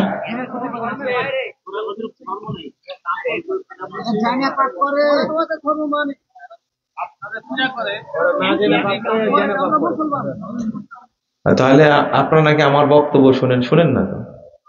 এই উত্তরটা কারোই হয়নি। দেন তো উত্তর, দেন তাড়াতাড়ি। হ্যাঁ, সবচেয়ে খারাপ, তাই না? লেন এবার। মনে মতো ইহুদিরা বেশি খারাপ, বেনামাজি ছাড়া বেশি খারাপ কারা? ইহুদিরা। উত্তর দেন। যদি বলেন যে জানি না, তাহলে উত্তর দেব। হ্যাঁ, কে বললো জানি না? বলেনি এখনো কেউ, তাই না? বলেছে? কে বলেছেন? হাত তুলেন তো দেখি। সমস্যা নাই, হাত তুলেন। জানি না কে বললেন এটা? বলেনি, বলেনি, কেউ বলেননি। হ্যাঁ, কি বললেন আপনি? বলেছেন আপনি? বলেছেন জানি না। আপনার জন্য উত্তরটা ঠিক আছে। লা আদ্রি নিসফুল ইলম, যে বলে আমি জানি না, আমি জানি না, এটাই হলো ইলমের অর্ধেক। কারণ আপনার চাপায়ের মানুষের পরীক্ষা করলাম, আপনার বলবেন না জানি না এটা, কিন্তু এটা মানহাজ। এটা কি মানহাজ? ঠেলতেই থাকবেন, যুক্তি দিতেই থাকবেন বানি ইসরায়েলের মতো, কিন্তু শেষ হবে না। আমি জানি এটা, আমার ধারণা ছিল। তাওহীদ মুসকে মুসকে হাসছে। তাওহীদ ছোট থেকে দেখতেছি, বুঝতে পারছেন, হাসছে। ঘটনা তাই। জানি না বললে আপনার ভিতরে যে আবেগ ছিল এটা বেরিয়ে যাবে। আমি যেটা সঠিকটা বলবো এখন, ওটাকে ভিতরে ঢুকবে। যারা বলেননি আমি জানি না, আমার উত্তরটা আমি বলবো, কিন্তু আপনার ভিতরে ঢোকার জায়গা পাবে না। এই জানি না কথাটা বের হলে জায়গা হতো, বুঝতে পারলেন কথা? জায়গা এখনো হয়নি। শুনেন, বুঝবেন কিন্তু কথাটা। কথা যেটা উত্তর দিয়েছেন, উত্তর কিন্তু সঠিক হয়েছে, কিন্তু কেন দিয়েছেন এটা বলতে পারলেন না। ইহুদি খ্রিস্টান বিধর্মীর চেয়ে বেনামাজি বেশি খারাপ, খুবই খারাপ। ইহুদি খ্রিস্টান এরা মুরতাদ না, কি না? মুরতাদ না, কিন্তু বেনামাজি কি? মুরতাদ। একে হত্যা করা কি জায়েজ না? ফরজ। মুসলিম সরকার থাকলেও কি করতে হবে? হত্যা করতে হবে। এর আগে কিন্তু বলে দিছি, বেনামাজিকে কি করা লাগবে? হত্যা করা লাগবে। এই ব্যাপারে কারো দ্বিমত নাই, বললাম না? এটা এই যে কেন হত্যা করতে হবে, কেন? ও মুরতাদ তাই। কি মুরতাদ তাই। তবে হত্যার পরে যার জানাজা পড়া যাবে, কারণ শাস্তি কার্যকর হয়ে গেছে। এইটাই হলো পার্থক্য, বুঝতে পারলেন কথা? ও মুরতাদ। ইহুদি খ্রিস্টান কি মুরতাদ? এই তো, ওদেরকে হত্যা করা ওয়াজিব না। না না, ইসরায়েলে যে আছে, ইসরায়েল না বলাটা ঠিক না, এই যে ফিলিস্তিনে যে ইহুদিরা আছে, এই শুয়োরদেরকে হত্যা করা ফরজ। বুঝেন না কথা? এই ইহুদিদেরকে হত্যা না, আন্ডা বাস্তা সহ পৃথিবী থেকে চিরদিনের জন্য উৎখাত করা ফরজ এদেরকে। আমি বলছি ইহুদি খ্রিস্টান বিধর্মী, এদেরকে কি হত্যা করা ফরজ না, কিন্তু এই বেনামাজি মুরতাদ একে হত্যা করা কি ফরজ। মুসলিম সরকার তাকে কি করবে? হত্যা করবে। তাহলে কেন বেনামাজিরা বেশি খারাপ? উত্তর দিতে পারবেন তো? কেন? মুরতাদ। মনে থাকবে? ওই ভাই হাত তুলেন। কি বললাম বলেন তো? মুরতাদ। কারণ ইহুদি খ্রিস্টান তো মুরতাদ না, ওরা তো ওর ধর্মে আছে, তাই না? আর এ কি ধর্ম কি করেছে? সালাত পড়ে না, মানে ধর্ম কি হয়ে গেছে? ত্যাগ হয়ে গেছে। আর ওকে আপনি জানাজা করার জন্য ফিতনাবাজি করছেন। আপনি ওকে গোরস্থানে দাফন করা যাবে না, কি করবেন তাহলে? না না না না, হলো না, হলো না, জঙ্গলে ফেলে দিতে হবে, হলো না, কুকুর পোতা করে পড়তে হবে, তা উত্তর হলো না। জানি না, এই দেখা বলছে। মাশাআল্লাহ, কত যে কষ্টে বললেন কথাটা, জানি না। সাহাবীরা বলতেন কত সুন্দর, আল্লাহ ওয়া রাসূলুহু আ'লাম। এটা বৈশিষ্ট্য। না জানলে চুপ থাকতে হবে, আর জানলে বলতে হবে। কিন্তু আপনার ঠেলতেই থাকবেন। যাক বলেছেন আমরা জানি না, কি বলছিলেন যেন কথাটা? পড়তে হবে। কিভাবে পড়তে হবে? আপনার পুত্তা করে, পুত্তা কি করে পুতেন? এই দেখেন, আমি এটা বলতে চাচ্ছিলাম, এই কথাটাই বলতে চাচ্ছিলাম। না না, আপনি তো বলতেন তো ভালো করে, যা আগে ওর ঠ্যাঙ্গে কি করতে হবে? দড়ি বাঁধতে হবে। কোথায় পুঁতেন ওকে? ধানের জমিতে কি? রাইট। এটাই সালাফরা বলছেন, এই বেনামাজিকে ওই জঙ্গলে নিয়ে যেতে হবে। ও কত বড় খারাপ দেখছেন, কুকুর মারা গেলে আশেপাশে পুঁততে পারবেন, তোকে পোতা যাবে না, তোরে জঙ্গলে নিয়ে যেতে হবে, এমন ভাবে পুঁততে হবে যেন মানুষ বুঝতে না পারে কার কবর। কারণ কবর দেখলেই আপনি বলবেন আসসালামু আলাইকুম আহলাদ দিয়ার, বলবেন না? সালাম কার উপরে? মিনাল মুমিনিন ওয়াল মুসলিমিন। ও তো মুসলমানও না, মুমিনও না, ওর জন্য সালাম আছে? ওকে পুঁততে হবে, মাটি সমান করে দিতে হবে, বুঝতে যেন কেউ না পারে এটা কি কবর। তাহলে মুসলিমদের গোরস্থানে ওকে কি দাফন করা যাবে? এখন আপনি একটা প্রশ্ন করবেন, যারা গোরস্থানে জমি দিছে এরাই তো বেনামাজি, বুঝেননি কথা? এটা তো বলবেন আপনি, তাতে কি হয়েছে? আপনি আপনার ছেলেকে বলে যাবেন, শোন, ওই গোরস্থানে আমাকে দাফন করার দরকার নাই, আমি মুসলিম, আমাকে ওখানে দাফন করবি, 2 দিন পরে একজন মারা যাবে, শুয়োর বেনামাজি মারা যাবে, ওখানে যে দাফন করবে, এর সাথে আমি থাকতে পারবো না, তুই বাড়ির কান্ঠা থেকে জায়গা আছে, ওখানে মাটি দিস। কবরের মুমিন ব্যক্তির কবরের পাশে এই কাফের মুশরিকদের কবর হতে পারে না। আমি তো দোয়া পড়বো ওখানে গিয়ে, আপনি গিয়ে দোয়া পড়বেন আসসালামু আলাইকুম আহলাদ দিয়ারে মিনাল মুমিনিন ওয়াল মুসলিমিন নাসাল্লাহু লানা ওয়া লাকুমুল আফিয়া। কত সুন্দর দোয়া পড়লেন, এই কাফেরের জন্য। কার জন্য? মুমিন মুসলিমের জন্য এই দোয়া। আপনি একজন বেনামাজিকে মুসলিমদের গোরস্থানে দাফন করবেন কেন? না পারলে একটা কাজ করবেন, বেনামাজিদের গোরস্থান একটা সাইনবোর্ড দিয়ে দিবেন। কাদের গোরস্থান? বেনামাজিদের গোরস্থান। কালকে করে নেবেন এটা, আর নামাজিদের গোরস্থান করে নেবেন এটা। ফাইজলামি পেয়েছেন একটা, শরীয়ত এটা। আরে নামাজ পড়াই লাগবে, নামাজ পড়াই লাগবে, পড়াই লাগবে। আপনি বুঝেন বিষয়টা এত জটিল, সালাত পড়তেই হবে আপনাকে, আর আপনি এত অবহেলা করছেন। অবহেলা করা যাবে না। 1 2 নম্বর হলো, অনেক কথা বলে ফেলেছি তাই না? 1 ঘন্টা কয় মিনিট হয়েছে কে বলে শোনেন।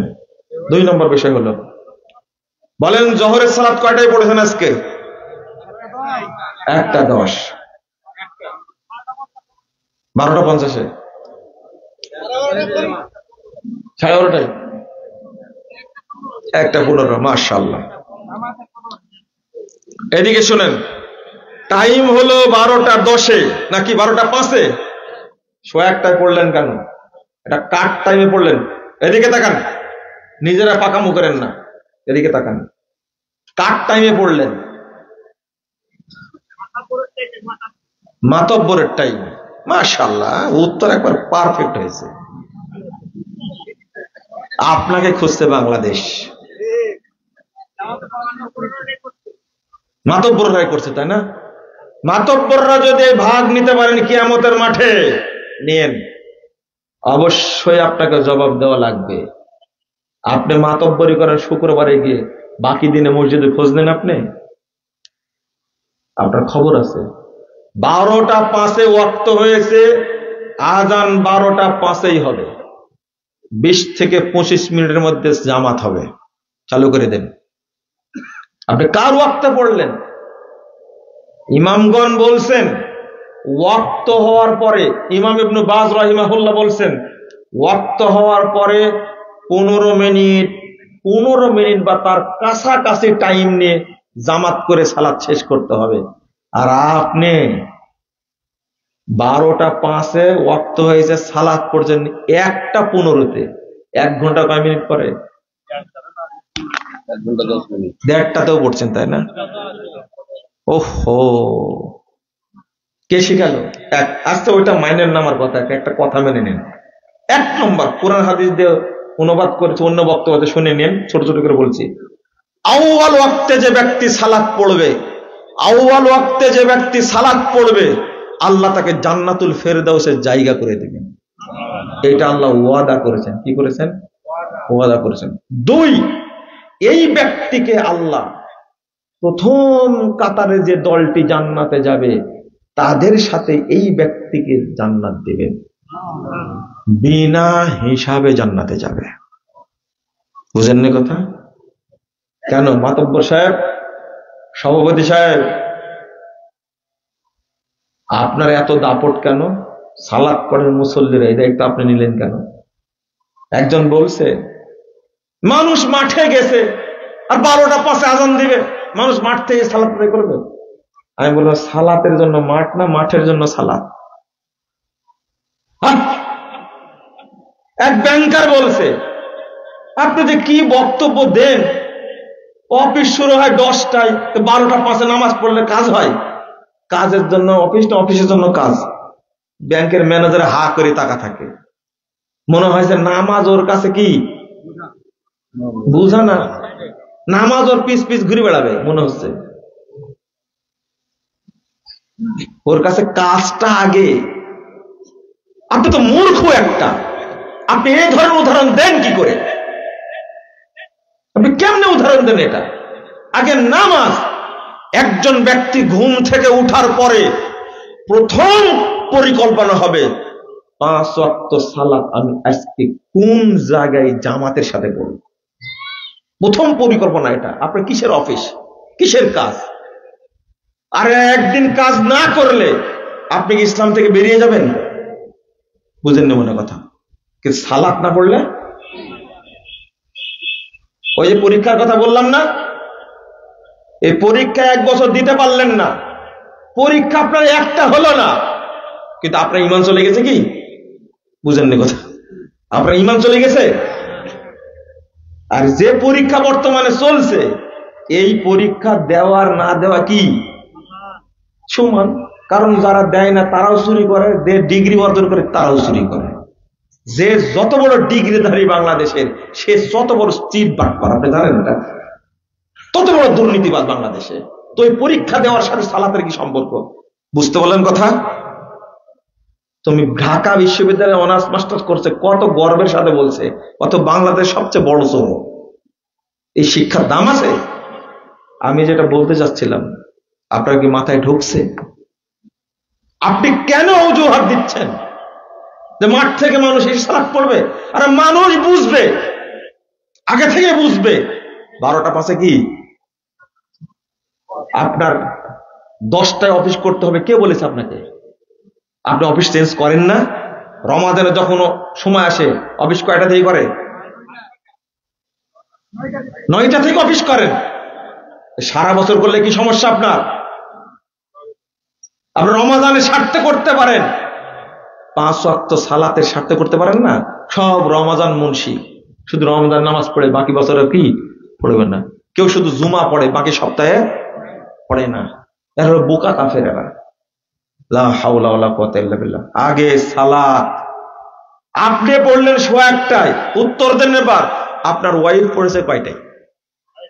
2:30টায়। মাশাআল্লাহ, 2:30টায়।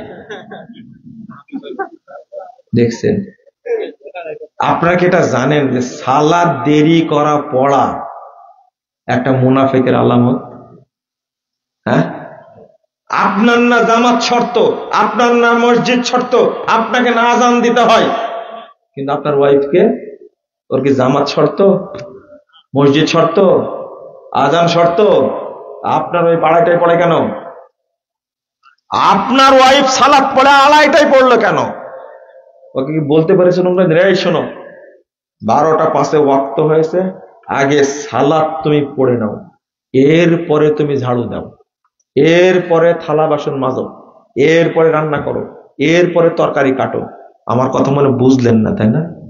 কেউ যদি না বুঝে, একজন বোন যদি বুঝে সালাত আমাকে আউয়াল ওয়াক্তে পড়তে হবে, আমি তার জন্য দোয়া করব, আল্লাহ তুমি তাকে জান্নাতে মা আয়েশা, মা খাদিজার সাথে থাকার ব্যবস্থা করে দাও। কেন পড়বেন না? আপনার এত ব্যস্ততা, 2:30টার দিকে পড়তে হবে মানে? বলেন। আমি ওই মা বোনকে বলছি, আপনার স্বামীর কবরে কি আপনি যাবেন নাকি? না আপনার কবর আপনার স্বামী যাবে? স্বামীর ঘরে খাটতে যে আপনি মুনাফিক হচ্ছেন কেন? বুঝেননি কথা? 6টা আলামত আছে মুসল্লি মুনাফিকের। মুসল্লি কিন্তু মুনাফিকের কয়টা আলামত? 6টা। তার মধ্যে একটা তাখিরুস সালাত, সালাতকে যে 2 নম্বর হলো যে সালাত মসজিদে পড়ে না সে কি? জামাতে পড়ে না সে কি? মুনাফিক। 3 নম্বর, যে ব্যক্তি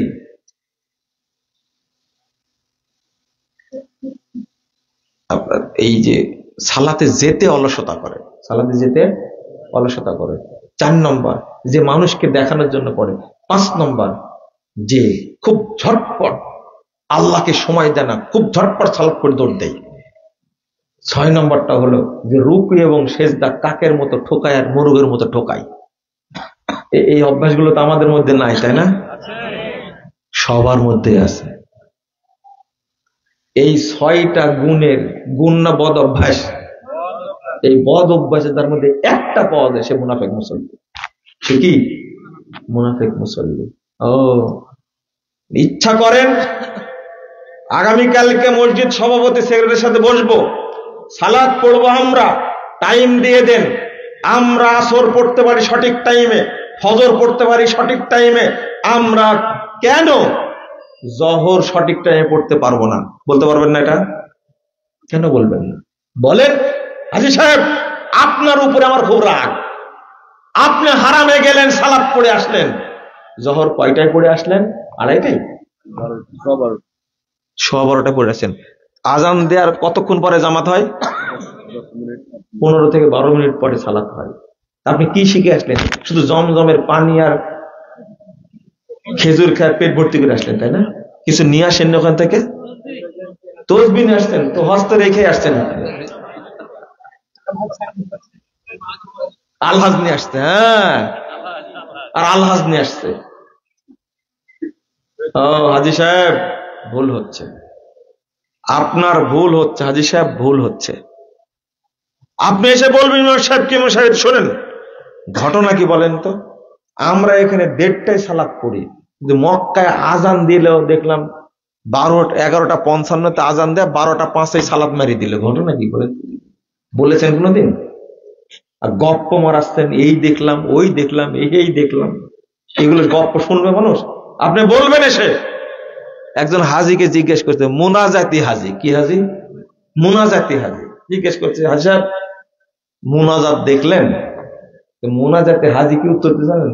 বাবা, ওরা খুব ব্যস্ত, সালাম ফিরায়া ইমাম দৌড় দেয়, ওর মুনাজাত কখন করলো? মানে ও স্বীকার করবে না যে মুনাজাত নাই। এ লোকের নাম রাখছে কি জানেন? মুনাজাতি হাজি। ও মুনাজাত নিয়ে আসতে গেছিল, দেখতে গেছিল মুনাজাত করে কিনা। ওর উত্তর নাই তো আসলে। কাবার ইমামকে সে ইমামই মনে করে না। ও মনে করে কি জানেন? কাবার ইমামকে মনে করে যে আমার দেশে যে বুগদাদি কায়দা পড়া 46 বছরের ইমাম আছে, এটাই হলো পৃথিবীর শ্রেষ্ঠ ইমাম। কাবার ইমাম কি জানে? ইমাম যেমন জাহেল, মুক্তাদি তেমন কি জাহেল বানাইছে। আপনি এইগুলো বলেন কি করে? আপনি সেখানকার অবস্থানটা বলেন, ইবাদতের অবস্থানটা বলেন, তা বলবেন হারামে দেখছি সবাই বসে আছে, সব সালাতের পরে পুরো মসজিদে বসে সবাই তেলাওয়াত করছে। আপনি এই কথা কোনদিন বলেছেন? কোনদিন বলবে না হাজি। হাজি বলবে দেখতে গেছিলাম কাবা জাদুঘর, সেই কাবার কত যুগ আগের সেই কি বলে যে হাজরে আসওয়াদের পাথরের যে খাপটা রেখে দিয়েছে, অমুক অমুক তমুক, এটা সেটা গল্প করছে, কিন্তু ইবাদতের কোনো গল্প করবে না। হাজি সাহেব হজ করতে গেছিল, মনে করছেন আপনি? টাকাই হারাম, হজ তো রেখেই গেছে বাংলাদেশে। সবার কথা বলছেন, আমাকে মাফ করে দিবেন। আমাকে মাফ করে দিবেন, আমার কথা একটু বুঝেন। সালাতে টাইম চেঞ্জ করতে হলে কিছু সাহসী মুসল্লি লাগবে। কি লাগবে? সাহসী মুসল্লি। আপনারা পারবেন? শোনেন, যে কোনো সুন্নাহ প্রতিষ্ঠা করতে হলে আপনাকে ঝুঁকি নিতেই হবে, ঝুঁকি নিতেই হবে। কোন সুন্নাহ আপনি ঝুঁকি ছাড়া প্রতিষ্ঠা করতে পারবেন না। আপনার একটা মাদ্রাসার নাম শুনছেন, দারুল হুদা, শুনছেন তাই না? গেছেন তো মনে হয়, তাই না? ওখানে আজকে 12টা 4 আজান হয়েছে জহরে। কথা বুঝতে পারলেন? সারা বছর আজান হয় সাহারি। কিসের আজান? সাহারি আজান। তো আমাদের ওখান থেকে থানাটা হলো 8 কিলোমিটার দূরে, 8-9 কিলোমিটার দূরে হবে থানা। তো ওসি সাহেব একদিন বলছে যে আচ্ছা আপনারা নাকি মানে রাত অর্ধেক হলে আজান দেন। আমি বললাম যে আপনার কোনো সমস্যা? না, আমার সমস্যা না, মানুষ এসে বলে তাই। যাদের সমস্যা তারা তো বলেন না, আমার এলাকার মানুষ তো বলেন। আপনার কি সমস্যা? আপনি কি বুঝতে পারলেন কথা? সমস্যা এলাকার মানুষ না, সমস্যা কোথাকার? 8 কিলোমিটার দূরে। 8 কিলোমিটার দূরে ওখানে আজানের শব্দ যায়। এলাকার মানুষের কোনো সমস্যা নেই, আশেপাশে গ্রামের কোনো সমস্যা নাই। সমস্যা কার? ওসির। সমস্যা কার? আপনার কোনো সমস্যা? না, আমার কোনো সমস্যা নাই। আপনার এলাকার মানুষ বলে আমাদের এখানে আজান হয়। কিসের আজান? তাহাজ্জুদের আজান। কই চলছে, কারো তো সাহস হয়নি এসে বলা যায় মহসিন সাহেব আপনি আজান দেন কেন এখানে রাত্রিতে? কেউ তো বলে না। এলাকার মানুষ মেনে নিয়েছে, এটা সুন্নাত পালন করছে। বাহির এলাকার লোকের লাফায় কোনো লাভ আছে? কিন্তু এই সাহসটা একজনকে কি নিতে হয়েছে। সাহারির আজান সুন্নাত, দিতে হবে। বুঝেননি কথা? দিতে হবে। দাও, এই তুমি কালকে থেকে আজান দেবে। ফজরের আজানের 1.5 ঘন্টা আগে আজান দিয়ে দিবে। বুঝেননি কথা? চলছে, একদিনও বন্ধ হয়নি, আলহামদুলিল্লাহ, একদিনও বন্ধ হয়নি। করেন তো দেখি পারেন কিনা। এত বুদ্ধিমান লোক থাকলে হয়? সাহসী লোক থাকা লাগে। কি লাগবে? সাহসী লোক। আজান দিয়ে আপনি একবার শুরু করতে পারলে, সুন্নাহটা চালু হলে আউয়াল ওয়াক্তে সালাত যদি এলাকার মানুষ পড়ে, যা নেকি হবে সম্পূর্ণ নেকি, সমপরিমাণ নেকি আল্লাহ আপনার আমলে দিবেন। এটা হলো ফজিলত। এটা সুন্নাত প্রতিষ্ঠা করার ফজিলত। ওই মেও মেও করা লোক যেটা মেনে লোক থাকলে কোনদিন জোরে আমিন বলার সুন্নাত চালু, কুরবানি করার সুন্নাত চালু হতো না এই উপমহাদেশে। কুরবানির ঈদকে কি ঈদ বলেন বলেন তো দেখি? বকরা ঈদ কেন বলেন? গরু খাও, ইতিহাস জানো না। বকরা ঈদ কেন? বকরা ঈদ কেন? বকরি ঈদ, তাই না? বকরি ঈদ কেন? এই উপমহাদেশে কখনো গরু জবাই হতো না, এই বকরি জবাই হতো। এই জনের নাম কি? বকরি ঈদ। এখন কিন্তু এখনকার বাচ্চা কাচ্চা জানবে না এটা। এই বকরি ঈদ চালু ছিল একজন ইমাম আব্দুল ওহাব মুলতানি রাহিমাহুল্লাহ। কত বড় সাহসী ব্যক্তি! গরু কুরবানি জায়েজ, গরু কুরবানি শরীয়ত, মারি দিছে, কুরবানি করে দিছে। অভিযোগ দিয়ে দিল রাজ্য সরকারের কাছে যে এক মৌলবী গোমাতা কি মাকে কি করেছে? গরু জবাই করে দিয়েছে, গরু জবাই করে ফেলেছে। রাজ্য সভায় মিটিং এ সংসদে পাশ হয়ে গেলে কি জানেন? অভিযোগ দিলে গ্রেফতার করার জন্য। কিন্তু আমাদের ইচ্ছা ছিল যে এই মাটিতে যেন গরু জবাই না হয়।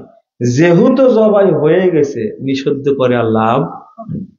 এই যে শুরু হলো গরু জবাই করা, এখনো চলছে। বলেন আলহামদুলিল্লাহ।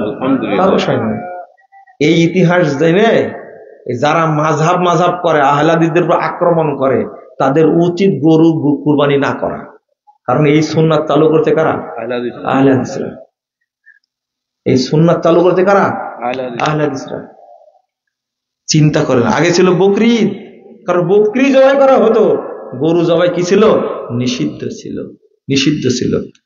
একজন সাহস নিয়েছে আমি জবে করব, গরু কুরবানি করব, চালু হয়ে গেছে গোটা উপমহাদেশ আলহামদুলিল্লাহ। এইভাবে চালু হয়। আপনি কি মনে করেন আমিন জোরে বললে গ্রেফতার হতে হতো, ফাঁসিতে ঝুলতে হয়েছে, বছরের পর বছর জেলখানায় পচতে হয়েছে, জেলখানায় মারা গেছে, রফল আদান করার কারণে জেলখানায় বন্দি থেকে মরতে হয়েছে, কিন্তু তারা কখনো আপোষ করেনি। ওই জন্য সুন্নাত চালুর যদি ইচ্ছা থাকে এরকম সাহস নিতে হবে। সরকারের ভয়ে যদি আহলে হাদিসরা 3 মিনিট দেরি করে আজান দিত তাহলে এই ভুলটা বাংলাদেশের মানুষ বুঝতো না। ওই জায়গায় আপোষ আহলে হাদিসরা করবে না। কত মসজিদ ভেঙে দিয়েছে, কত ইমাম গ্রেফতার হয়েছে, কত ইমামকে ধরে নিয়ে যা টর্চার করেছে, এই শুধু 3 মিনিটের কারণে। 5 মিনিটের কারণে, 3 মিনিটের কারণে। আহলে হাদিসরা ধৈর্য ধারণ করে দাওয়াতি কাজ করে, আল্লাহর কাছে দোয়া করে, আল্লাহ যেন কি করে দেন, সংশোধন করে দেন। আজকে ব্রাহ্মণবাড়িয়ার মসজিদটা যেভাবে ভাঙছে দেখেন না আপনারা দেখেছেন, কিন্তু ওই বক্তাকে তো নিয়ে এসে ওয়াজ শোনেন না। লজ্জা কোথায়, পিছনে না সামনে? আস্তাগফিরুল্লাহ, আস্তাগফিরুল্লাহ, নাউযুবিল্লাহ। যারা মসজিদ ভাঙে তারা কি মুসলিম? যারা মুসলিম মনে করে তারা কি মুসলিম না? এই সন্ত্রাসীকে লাগায় রাখছে, বিভিন্ন জায়গায় মসজিদের উপর আক্রমণ করে। বাংলাদেশের প্রশাসন নাকের ডুগায় কিচ্ছু বলে না। দোয়া একদিন কবুল হবে। এই মসজিদ ভাঙছে, প্রশাসন ব্যবস্থা নেয়নি, সরকার ব্যবস্থা নেয়নি, এই দায় সরকারকে ভোগ করতেই হবে, ইনশাআল্লাহ করতেই হবে। আমাদের অর্থ নাই, আমাদের অস্ত্র নাই, আমাদের জনবল নাই, তবে আমাদের মুখের দোয়া আছে, আল্লাহ কবুল করবেন ইনশাআল্লাহ। কেউ পার পাবে না, মনে রাখেন, কেউ পার পাবে না। খুব দোয়া করতাম জেলখানায় বসে, বুঝতে পারলেন? খুব দোয়া করতাম। মাজলুম আলেমরা জেলখানায় আছে, আমরা সব আলেমকে আলেম মনে করি, বুঝতে পারলেন? কিন্তু যারা এই যে বেদাতি, তারা আহলে হাদিসদেরকে আলেম মানা তো দূরের কথা, ওরা মুসলিমই মনে করে না। এত বড় বেয়াদবের বেয়াদব এই মোল্লারা মনে করে, বলে আহলে হাদিসরা ইহুদিদের দালাল, আহলে হাদিসরা হলো জারদ সন্তান। নাউযুবিল্লাহ। হাই বেকুব, জারদ সন্তান কার? হাই জটিল ব্যাপার তো, কেমনে বললে বলেন? তুমি যে একটা মহিলাকে ধর্ষণ করলে 1 ঘন্টা করে, আর একটা বিয়ে দিল, সাথে সাথে নিয়ে এলো, তোমার ধর্ষণে যে বাচ্চাটা হলো কার? ওই বেকুব, জারুর সন্তান কাকে বলবে? হিল্লা কি জায়েজ না হারাম? আর তার একটু গাজীপুরে একটা মহিলাকে ধর্ষণ করলো একজন ইমাম, দেখেননি আপনারা? গাজীপুর ধর্ষণ করলো 1 ঘন্টা করে, আবার ওই লোকটা বিয়ে করলো। এই বেকুব, ওই মহিলার পেটে বাচ্চা হলে এই বাচ্চাটা কি হবে? হিল্লা প্রথা যাদের মধ্যে চালু আছে, যারোর সন্তান তাদেরই হয়েছে। তুমি আহলে হাদিসে যারোর সন্তান বললো, তুমি ভুল করলে। এই মুখে আর আটকাতে পারবে না, এই যে বলে দিছে হিল্লা, আটকাতে পারবে না আর। আহলে হাদিসদেরকে তুমি কেমনে কথাটা বললে? আর এই দেশের হুজুরদের স্বভাব, ভাইরাল হুজুরদের স্বভাব, আহলে হাদিস মসজিদ ভাঙলো, কিন্তু কোন এই তথাকথিত যে আপনাদের দুলাভাই যেগুলো আছে এর বিরুদ্ধে প্রতিবাদ করেছে কেউ? আরে ভাই, জামাত ইসলামের আমির শুনেন, প্রথম আলোতে একটা কুত্তার কার্টুন ছাপাইছে ঈদের টাইমে। জামাত ইসলামের আমির সাহেবের ডক্টর শফিকুর রহমানের চোখ এত তীক্ষ্ণ, ওই কুত্তাই তার চোখ পড়েছে, জাতির কাছে ক্ষমা চেয়েছে। ডক্টর শফিকুর রহমান সাহেব, আহলে হাদিস মসজিদ ভেঙে দিল, আপনি একটা ইসলামী দলের আমির, আপনি কোনো কথা বললেন না কেন? কুত্তার দিকে চোখ পড়লো, আহলে হাদিস মসজিদের চোখ পড়লো না আপনার? মামুনুল হক সাহেব হেফাজতের লোক, এই হেফাজতের মহাসচিবের বাড়ি হলো ব্রাহ্মণবাড়িয়া। মহাসচিব সাহেব, আপনার চোখ যায়নি এখনো? আপনি বিজ্ঞপ্তি দেন বড় বড়, বিশাল বিশাল হেফাজতের পক্ষ থেকে এই প্রতিবাদ সেই প্রতিবাদ, না আপনারা ভাঙালেন? আপনি কোথায় যাবেন? মসজিদ ভাঙছে, কথা বলতে এটা মসজিদ বলতে চায় না এরা। আর বাংলাদেশে ইসলাম প্রতিষ্ঠা করবেন, তাই না? কোন ইসলাম? মন্দির পাহারা দেন আর মসজিদ ভাঙেন। আপনারা মুসলিম? কে বলেছে মুসলিম আপনাদেরকে? হ্যাঁ, লা হাওলা ওয়ালা কুওয়াতা ইল্লা বিল্লাহ। কেন মন্দির পাহারাদের বদলা দিল না? বদলা দিল না? মন্দির পাহারা দিয়েছে, আর কয়েকদিন পরে সাইফুল ইসলাম আইনজীবী, একটা নিরপরাধ আইনজীবীকে যেভাবে হিন্দুরা হত্যা করলো দেখেন আপনারা। হয়েছে যেমন আপনি পাহারা দিয়েছে তেমনি দিয়েছে একবারে। ওই যে এখন দিচ্ছে ইন্ডিয়ায়, মুসলমানদেরকে দিচ্ছে। মোদি কি শুরু করেছে? আপোষ কার সাথে করতে হয়? আমার দেশে আছে, বসবাস করছে, করুক। আমরা কি তাদের গির্জা ভাঙতে গেছি? যাবে কেন? কারা ভাঙতে চাই গির্জা? মসজিদ ভাঙ্গে, মসজিদের ব্যাপার কোনো কথা বলেন না, গির্জা পাহারা দেন আর দরুদ পড়েন গির্জায় গিয়ে, তাই না? চিনেন না এদেরকে আপনারা? প্রফেসর ডক্টর মোহাম্মদ আসাদুল্লাহ গালেব আলেম না, তাই না? শেখ আব্দুল সামাদ সালাফি আলেম না? না রে, স্বীকার করবে কি করে? মামুনুল হক সাহেব জেলে গেছেন, মোহাম্মদপুর মসজিদে খুতবা দিয়েছে আলেমদের মর্যাদার উপরে। খুতবা দেওয়ার কারণে আমাকে ডিবি নিয়ে গেছে, এক হোটেলে বসায় আমাকে এত টর্চার করেছে। মামুনুল হক এই ওই এই এটা সেটা বলছে। আমি একটা আলেম, কাজী ইব্রাহিম সাহেব একজন আলেম, আলেমের পক্ষে কথা বলবো, আমি কোন রাজনীতি করি? কি বলেন? কিন্তু ডক্টর গালেবের মতো এত বড় একজন আলেমকে গ্রেফতার করে আব্দুল সামাদ সালাফি চেয়ারে বসে সালাত আদায় করেন সেই সময়। চিনি না আপনাদেরকে? এই থলের বিড়াল সম্পর্কে কেউ জানে না? ইসলামী মূল্যবোধের সরকার নাম দিয়েছিলাম। কে তাকে গ্রেফতার করলো?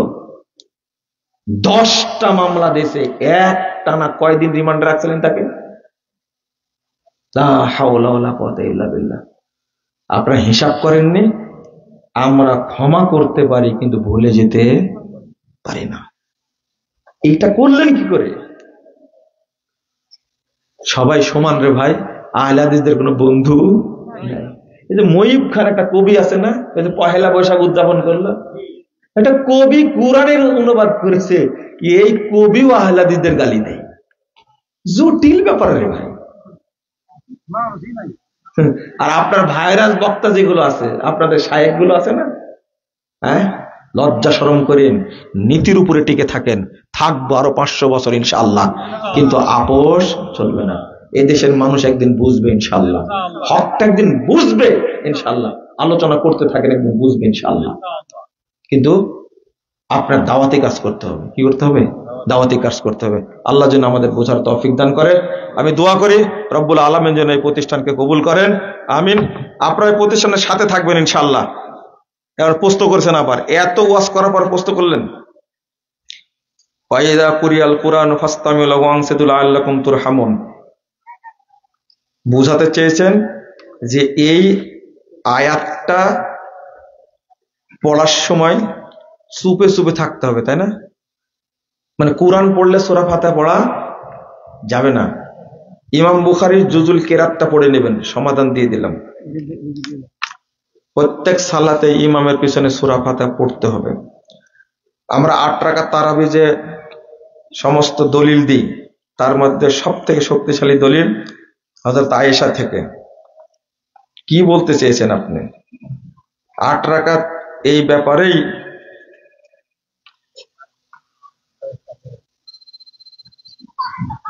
তো হাদিসটি যদি তারাবির যে 8 রাকাত এই ব্যাপারেই হয়, তাহলে ওমর জামানের যে 20 রাকাত তারাবি চালু হয়, তখন আয়েশা সেটা বিরোধিতা করলো না কেন? এই ওমর রাদিয়াল্লাহু আনহুর যুগে 20 রাকাত চালু ছিল, এটা কে বলেছে? জাল হাদিস। মাশাআল্লাহ, বলে দিছে। ওমর রাদিয়াল্লাহু আনহুর যুগে 20 রাকাত চালু ছিল, কথাটাই তো ঠিক না। জি, আমার বাবার অনেক টাকা, কিন্তু তার ছেলে মেয়ের প্রয়োজনে খরচ করে না, আমার চিকিৎসার জন্য টাকা খরচ করে না, তাই ভাবছি সব টাকা তার কবরে দিয়ে যাব। এটা বাপকে বলবেন। আমার যথেষ্ট বয়স হয়েছে, কিন্তু আমার পরিবার বিয়ে দিচ্ছে না। টাকাই দেয় না, বিয়ে দেবে কি করে? বাপকে বুঝান আপনারা। আপনি বিয়ে করে নেবেন, কাজ করেন, কাজ করবেন। মেয়ের বিয়েটা কি বাপ লাগবে, ছেলে বিয়ে করতে পারে। আমাদের মসজিদের ইমাম কি জর্দা দিয়ে পান খায়, তা আপনি ইমাম নিয়োগ করলেন কেন? দোষ কি আমার? আমি টাকা দিই, তার পিছনে সালাত পড়লে আপনার সালাত হবে, কিন্তু জর্দাখোর এরকম ত্রুটিপূর্ণ ব্যক্তিকে ইমাম বানানো ঠিক হয়নি। আমার প্রশ্ন হলো, ফরজ নামাজের পরে সম্মিলিত মুনাজাত করা যাবে কি? এখনো ভূত আছে মাথায়? ভালো হয়ে যান, ভালো হয়ে যান। শোনেন শোনেন, অনেক উঠে গেছে, আরো উঠে যাবে। উঠে যাওয়ার আগে নিজে একটু লজ্জা পান। কেউ যদি মসজিদের জন্য টাকা পয়সা উঠিয়ে তা মসজিদে না দিয়ে সামাজিক ভাবে ত্রিপাল, হাঁড়ি পাতিল, চেয়ার কিনে দেয়, না না, মসজিদের টাকা মসজিদে ব্যবহার করতে হবে, চলবে না। আমাদের এলাকায় বিভিন্ন মাদ্রাসায় জাকাত ফেতরা উত্তোলন করে, জাকাত খেতে পারবে না এমন শিক্ষক ও ছাত্ররাও ভোগ করে। মাদ্রাসায় যদি দেয়, মাদ্রাসা মালিক হয়ে যায়, তখন মাদ্রাসায় দিবেন, লিল্লাহ মাদ্রাসা জাকাতের টাকা পাবে, জাকাত দিবেন, বড় বড় প্রতিষ্ঠান করে দিবেন, কোনো সমস্যা নাই। কিন্তু ওই টাকা থেকে যদি টিচারদের বেতন দেয় বা ছাত্রদের খাওয়ায়, সব ছাত্র খেতে পারবে, কোনো সমস্যা নাই, কারণ মালিক এখন কে? মাদ্রাসা। আমাদের এলাকায় হজে যাওয়ার সময় কেউ কেউ লোকজনকে দাওয়াত করে বাড়িতে অনুষ্ঠান করে খায়, বিয়ে শাদীর অনুষ্ঠানের মতো। যারা দাওয়াত খেতে আসে তারা গিফট দেয়। ইসলামের দৃষ্টিতে হারাম, এগুলো সব হারাম। হারাম বললেও তো আপনারা খাবেন, তাই না? কি বললে হবে বলেন? আমি আপনাকে আল্লাহর জন্য ভালোবাসি। আমি এখন বেকার, আমি কোনো কাজ পাচ্ছি না, আমি সিগারেট কোম্পানিতে চাকরি করতে পারবো কি? এত বিপদে ফেলেন প্রশ্ন করে, বুদ্ধি আপনার বেশি।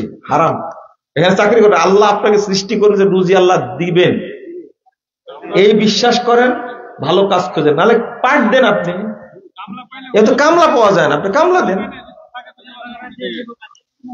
আমার ছেলে হওয়ার পর বিভিন্ন কাজে থাকার কারণে আকিকা দেওয়া হয়নি। কি কাজ করতে গেছিলেন তা তো লেখেননি। আপনার ছেলে হবে এটা জানেন অন্তত 9 মাস আগে, তাই না? বাচ্চা পেটে আসছে, বড় হচ্ছে, কতদিন আপনি কোথায় গেছেন? আপনি ডাক্তারের কাছে গেছেন, চেক করেছেন ছেলে কোন দিক হয়ে আছে, কত বড় হয়েছে, পানি আছে কি নাই, এত দেখলেন। আপনি মনে হচ্ছে কালকে বাচ্চা হবে, আজকে আকিকা দেওয়া লাগবে, এরকম হয়েছে নাকি? আকিকা গুরুত্বপূর্ণ একটা ইবাদত, এটা আপনার অবহেলা বিভিন্ন কাজের কারণে। হ্যাঁ, এমনটা হতে পারে, বাচ্চাটা খুব অসুস্থ ছিল, তাকে চিকিৎসা করতে গিয়ে কাজে হয়নি। আপনি যখন সুযোগ আকিকা দিয়ে নিবেন তখন, এটা উজুর আপনার। কত বছর বয়সে বাবা মা মারা গেলে তাদেরকে এতিম বলা যায়? বালেগ হওয়ার আগে মারা গেলে কি এতিম? আমার আকিকা দেওয়া হয় নাই, আমার ছেলের আকিকাও দেওয়া হয়নি, এখন কি আকিকা দেওয়া যাবে? হায় হায় হায়, আপনার আকিকা দেওয়া হয়নি, আপনার বাপেরও দেওয়া হয়নি মনে হয়, আপনার দাদারও দেয়নি মনে হয়। যেভাবে প্রশ্ন করছে সিরিয়াল মারি দিয়েছেন। আকিকার বিষয়টা হলো সপ্তম দিনে আকিকা দেওয়াটা কি সুন্নাত। এরপরে আকিকা দেওয়ার খাস হাদিস আছে, রাসূল সাল্লাল্লাহু আলাইহি সাল্লামের ব্যাপারে একটা হাদিস আছে, তার জন্য খাস ছিল। কিন্তু 7 দিনের পরে আকিকা দেওয়ার কোনো দলিল পাওয়া যায় না। 14 দিনের হাদিসটা জয়ীফ, 27 দিনের হাদিসটাও জয়ীফ, 21 দিনের হাদিসটাও কি জয়ীফ, ঠিক না। চেষ্টা করবেন আকিকা কয় দিনে দেওয়ার? 7 দিনেই, সপ্তম দিনে দেওয়ার চেষ্টা করবেন। এই যে আগে যে প্রশ্নের উত্তর দিলেন, হঠাৎ কোনো কারণ ঘটে গেছে দিতে পারেননি, যখন সুযোগ হবে দিয়ে নেবেন। কিন্তু এই কাজা আকিকা, কিছু আহলে হাদিস দল সংগঠন করে ভোট করতে চাইছে, এদের সহযোগিতা করা যাবে কি? কে বলছে আপনাদেরকে? ভোটের মাসালা শুনেছেন আপনারা? হ্যাঁ, ভোটের মাসালা শুনেছেন আপনারা? না বলবো না, আমি একদিন সুন্দর করে বক্তব্য দিয়েছি, কথা বুঝতে পারলেন? এর উপরে আলোচনা করেছি, আলোচনাটা শুনে নিন, আর সময় নিয়ে বলতে হয়। এটা আহলে হাদিসদের উপরে যতগুলো মিথ্যা অপবাদ আছে তার মধ্যে এটা একটা মিথ্যা অপবাদ। এত মিথ্যাচার করছে আহলে হাদিসদের উপরে, তা কল্পনারও বাহিরে। অথচ গণতন্ত্রের বিরুদ্ধে আমরা কত কঠোর কঠিন বক্তব্য দিই, এটা জানেন আপনারা? এটা নতুন একটা শুরু হয়েছে। আল্লামা সাঈদী সাহেবের পত্রতে কি লেখা আছে তা বললেন না যে?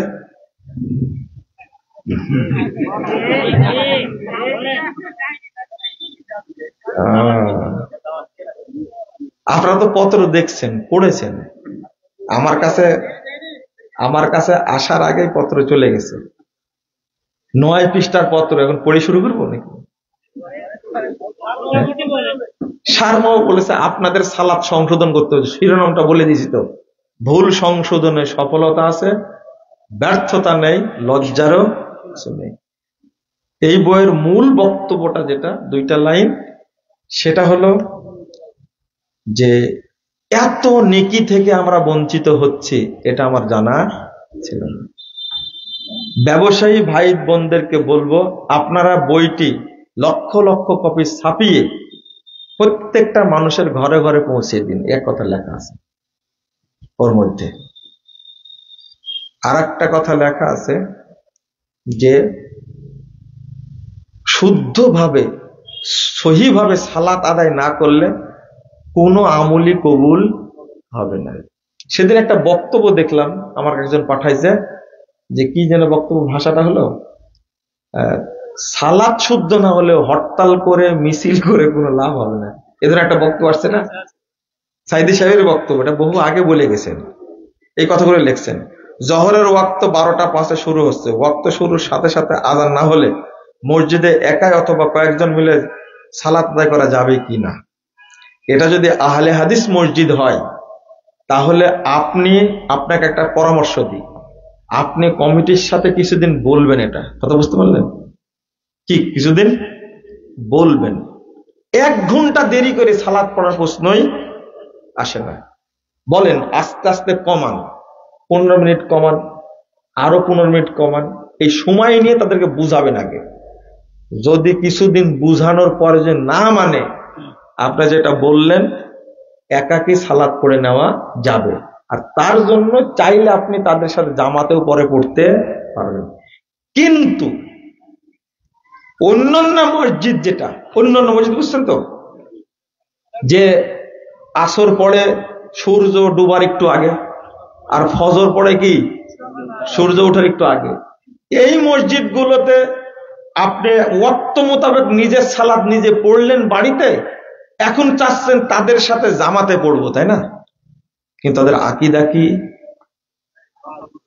আল্লাহ সর্বত্র। যে লোকটা বলতে পারে না আল্লাহ কোথায় আছে, তার পিছনে সালাত হবে না। বহু আগে ইমাম আবু হানিফা বলে গেছেন এই লোকটা কাফের। আল্লাহ কোথায়? যে বিশ্বাস করে আল্লাহ সর্বত্র বিরাজমান, এর পিছনে সালাত হবে না। যে বিশ্বাস করে নবী গায়েব জানতেন, নবী মরেনি, এর পিছনে সালাত হবে না। যে বিশ্বাস করে নবী নূরের তৈরি, এর পিছনে কিয়ামত পর্যন্ত সালাত পড়লেও হবে না। যে মাজার পূজারী পীরের মুরিদ, তার পিছনে সালাত হবে না। তা আপনি কার পিছনে সালাত জামাতে পড়তে চাচ্ছেন? বুঝেননি কথা? কথা পরিষ্কার স্পষ্ট। এরকম সমস্যায় পড়লে আপনি আউয়াল ওয়াক্তে বাড়িতে একাকী সালাত পড়বেন। মুসনাদে আহমদের হাদিস 3601 নম্বর হাদিস, সনদ সহিহ। আপনারা বাড়িতে প্রয়োজনে সালাত আদায় করবেন, এটাই জামাত। এটাই কি? জামাত। ইবনু মাসউদ রাদিয়াল্লাহু আনহু বলছেন, দেরিতে যারা সালাত পড়ে ওইটা জামাত না। আউয়াল ওয়াক্তে একাকী পড়ছো, এটাই কি? জামাত। পরিষ্কার হয়েছে? তাহলে এরকম অবস্থায় আপনি যদি একাকীও সালাত পড়েন বাড়িতে, তাহলে আপনি জামাতের নেকি পাবেন। জাযাকুমুল্লাহ খাইরান, বারাকাল্লাহু ফিকুম। দোয়া পড়েন, সুবহানাকা আল্লাহুম্মা ওয়া বিহামদিকা আশহাদু আল্লা ইলাহা ইল্লা আনতা আস্তাগফিরুকা ওয়া আতুবু ইলাইকা। আসসালামু আলাইকুম ওয়া রাহমাতুল্লাহ।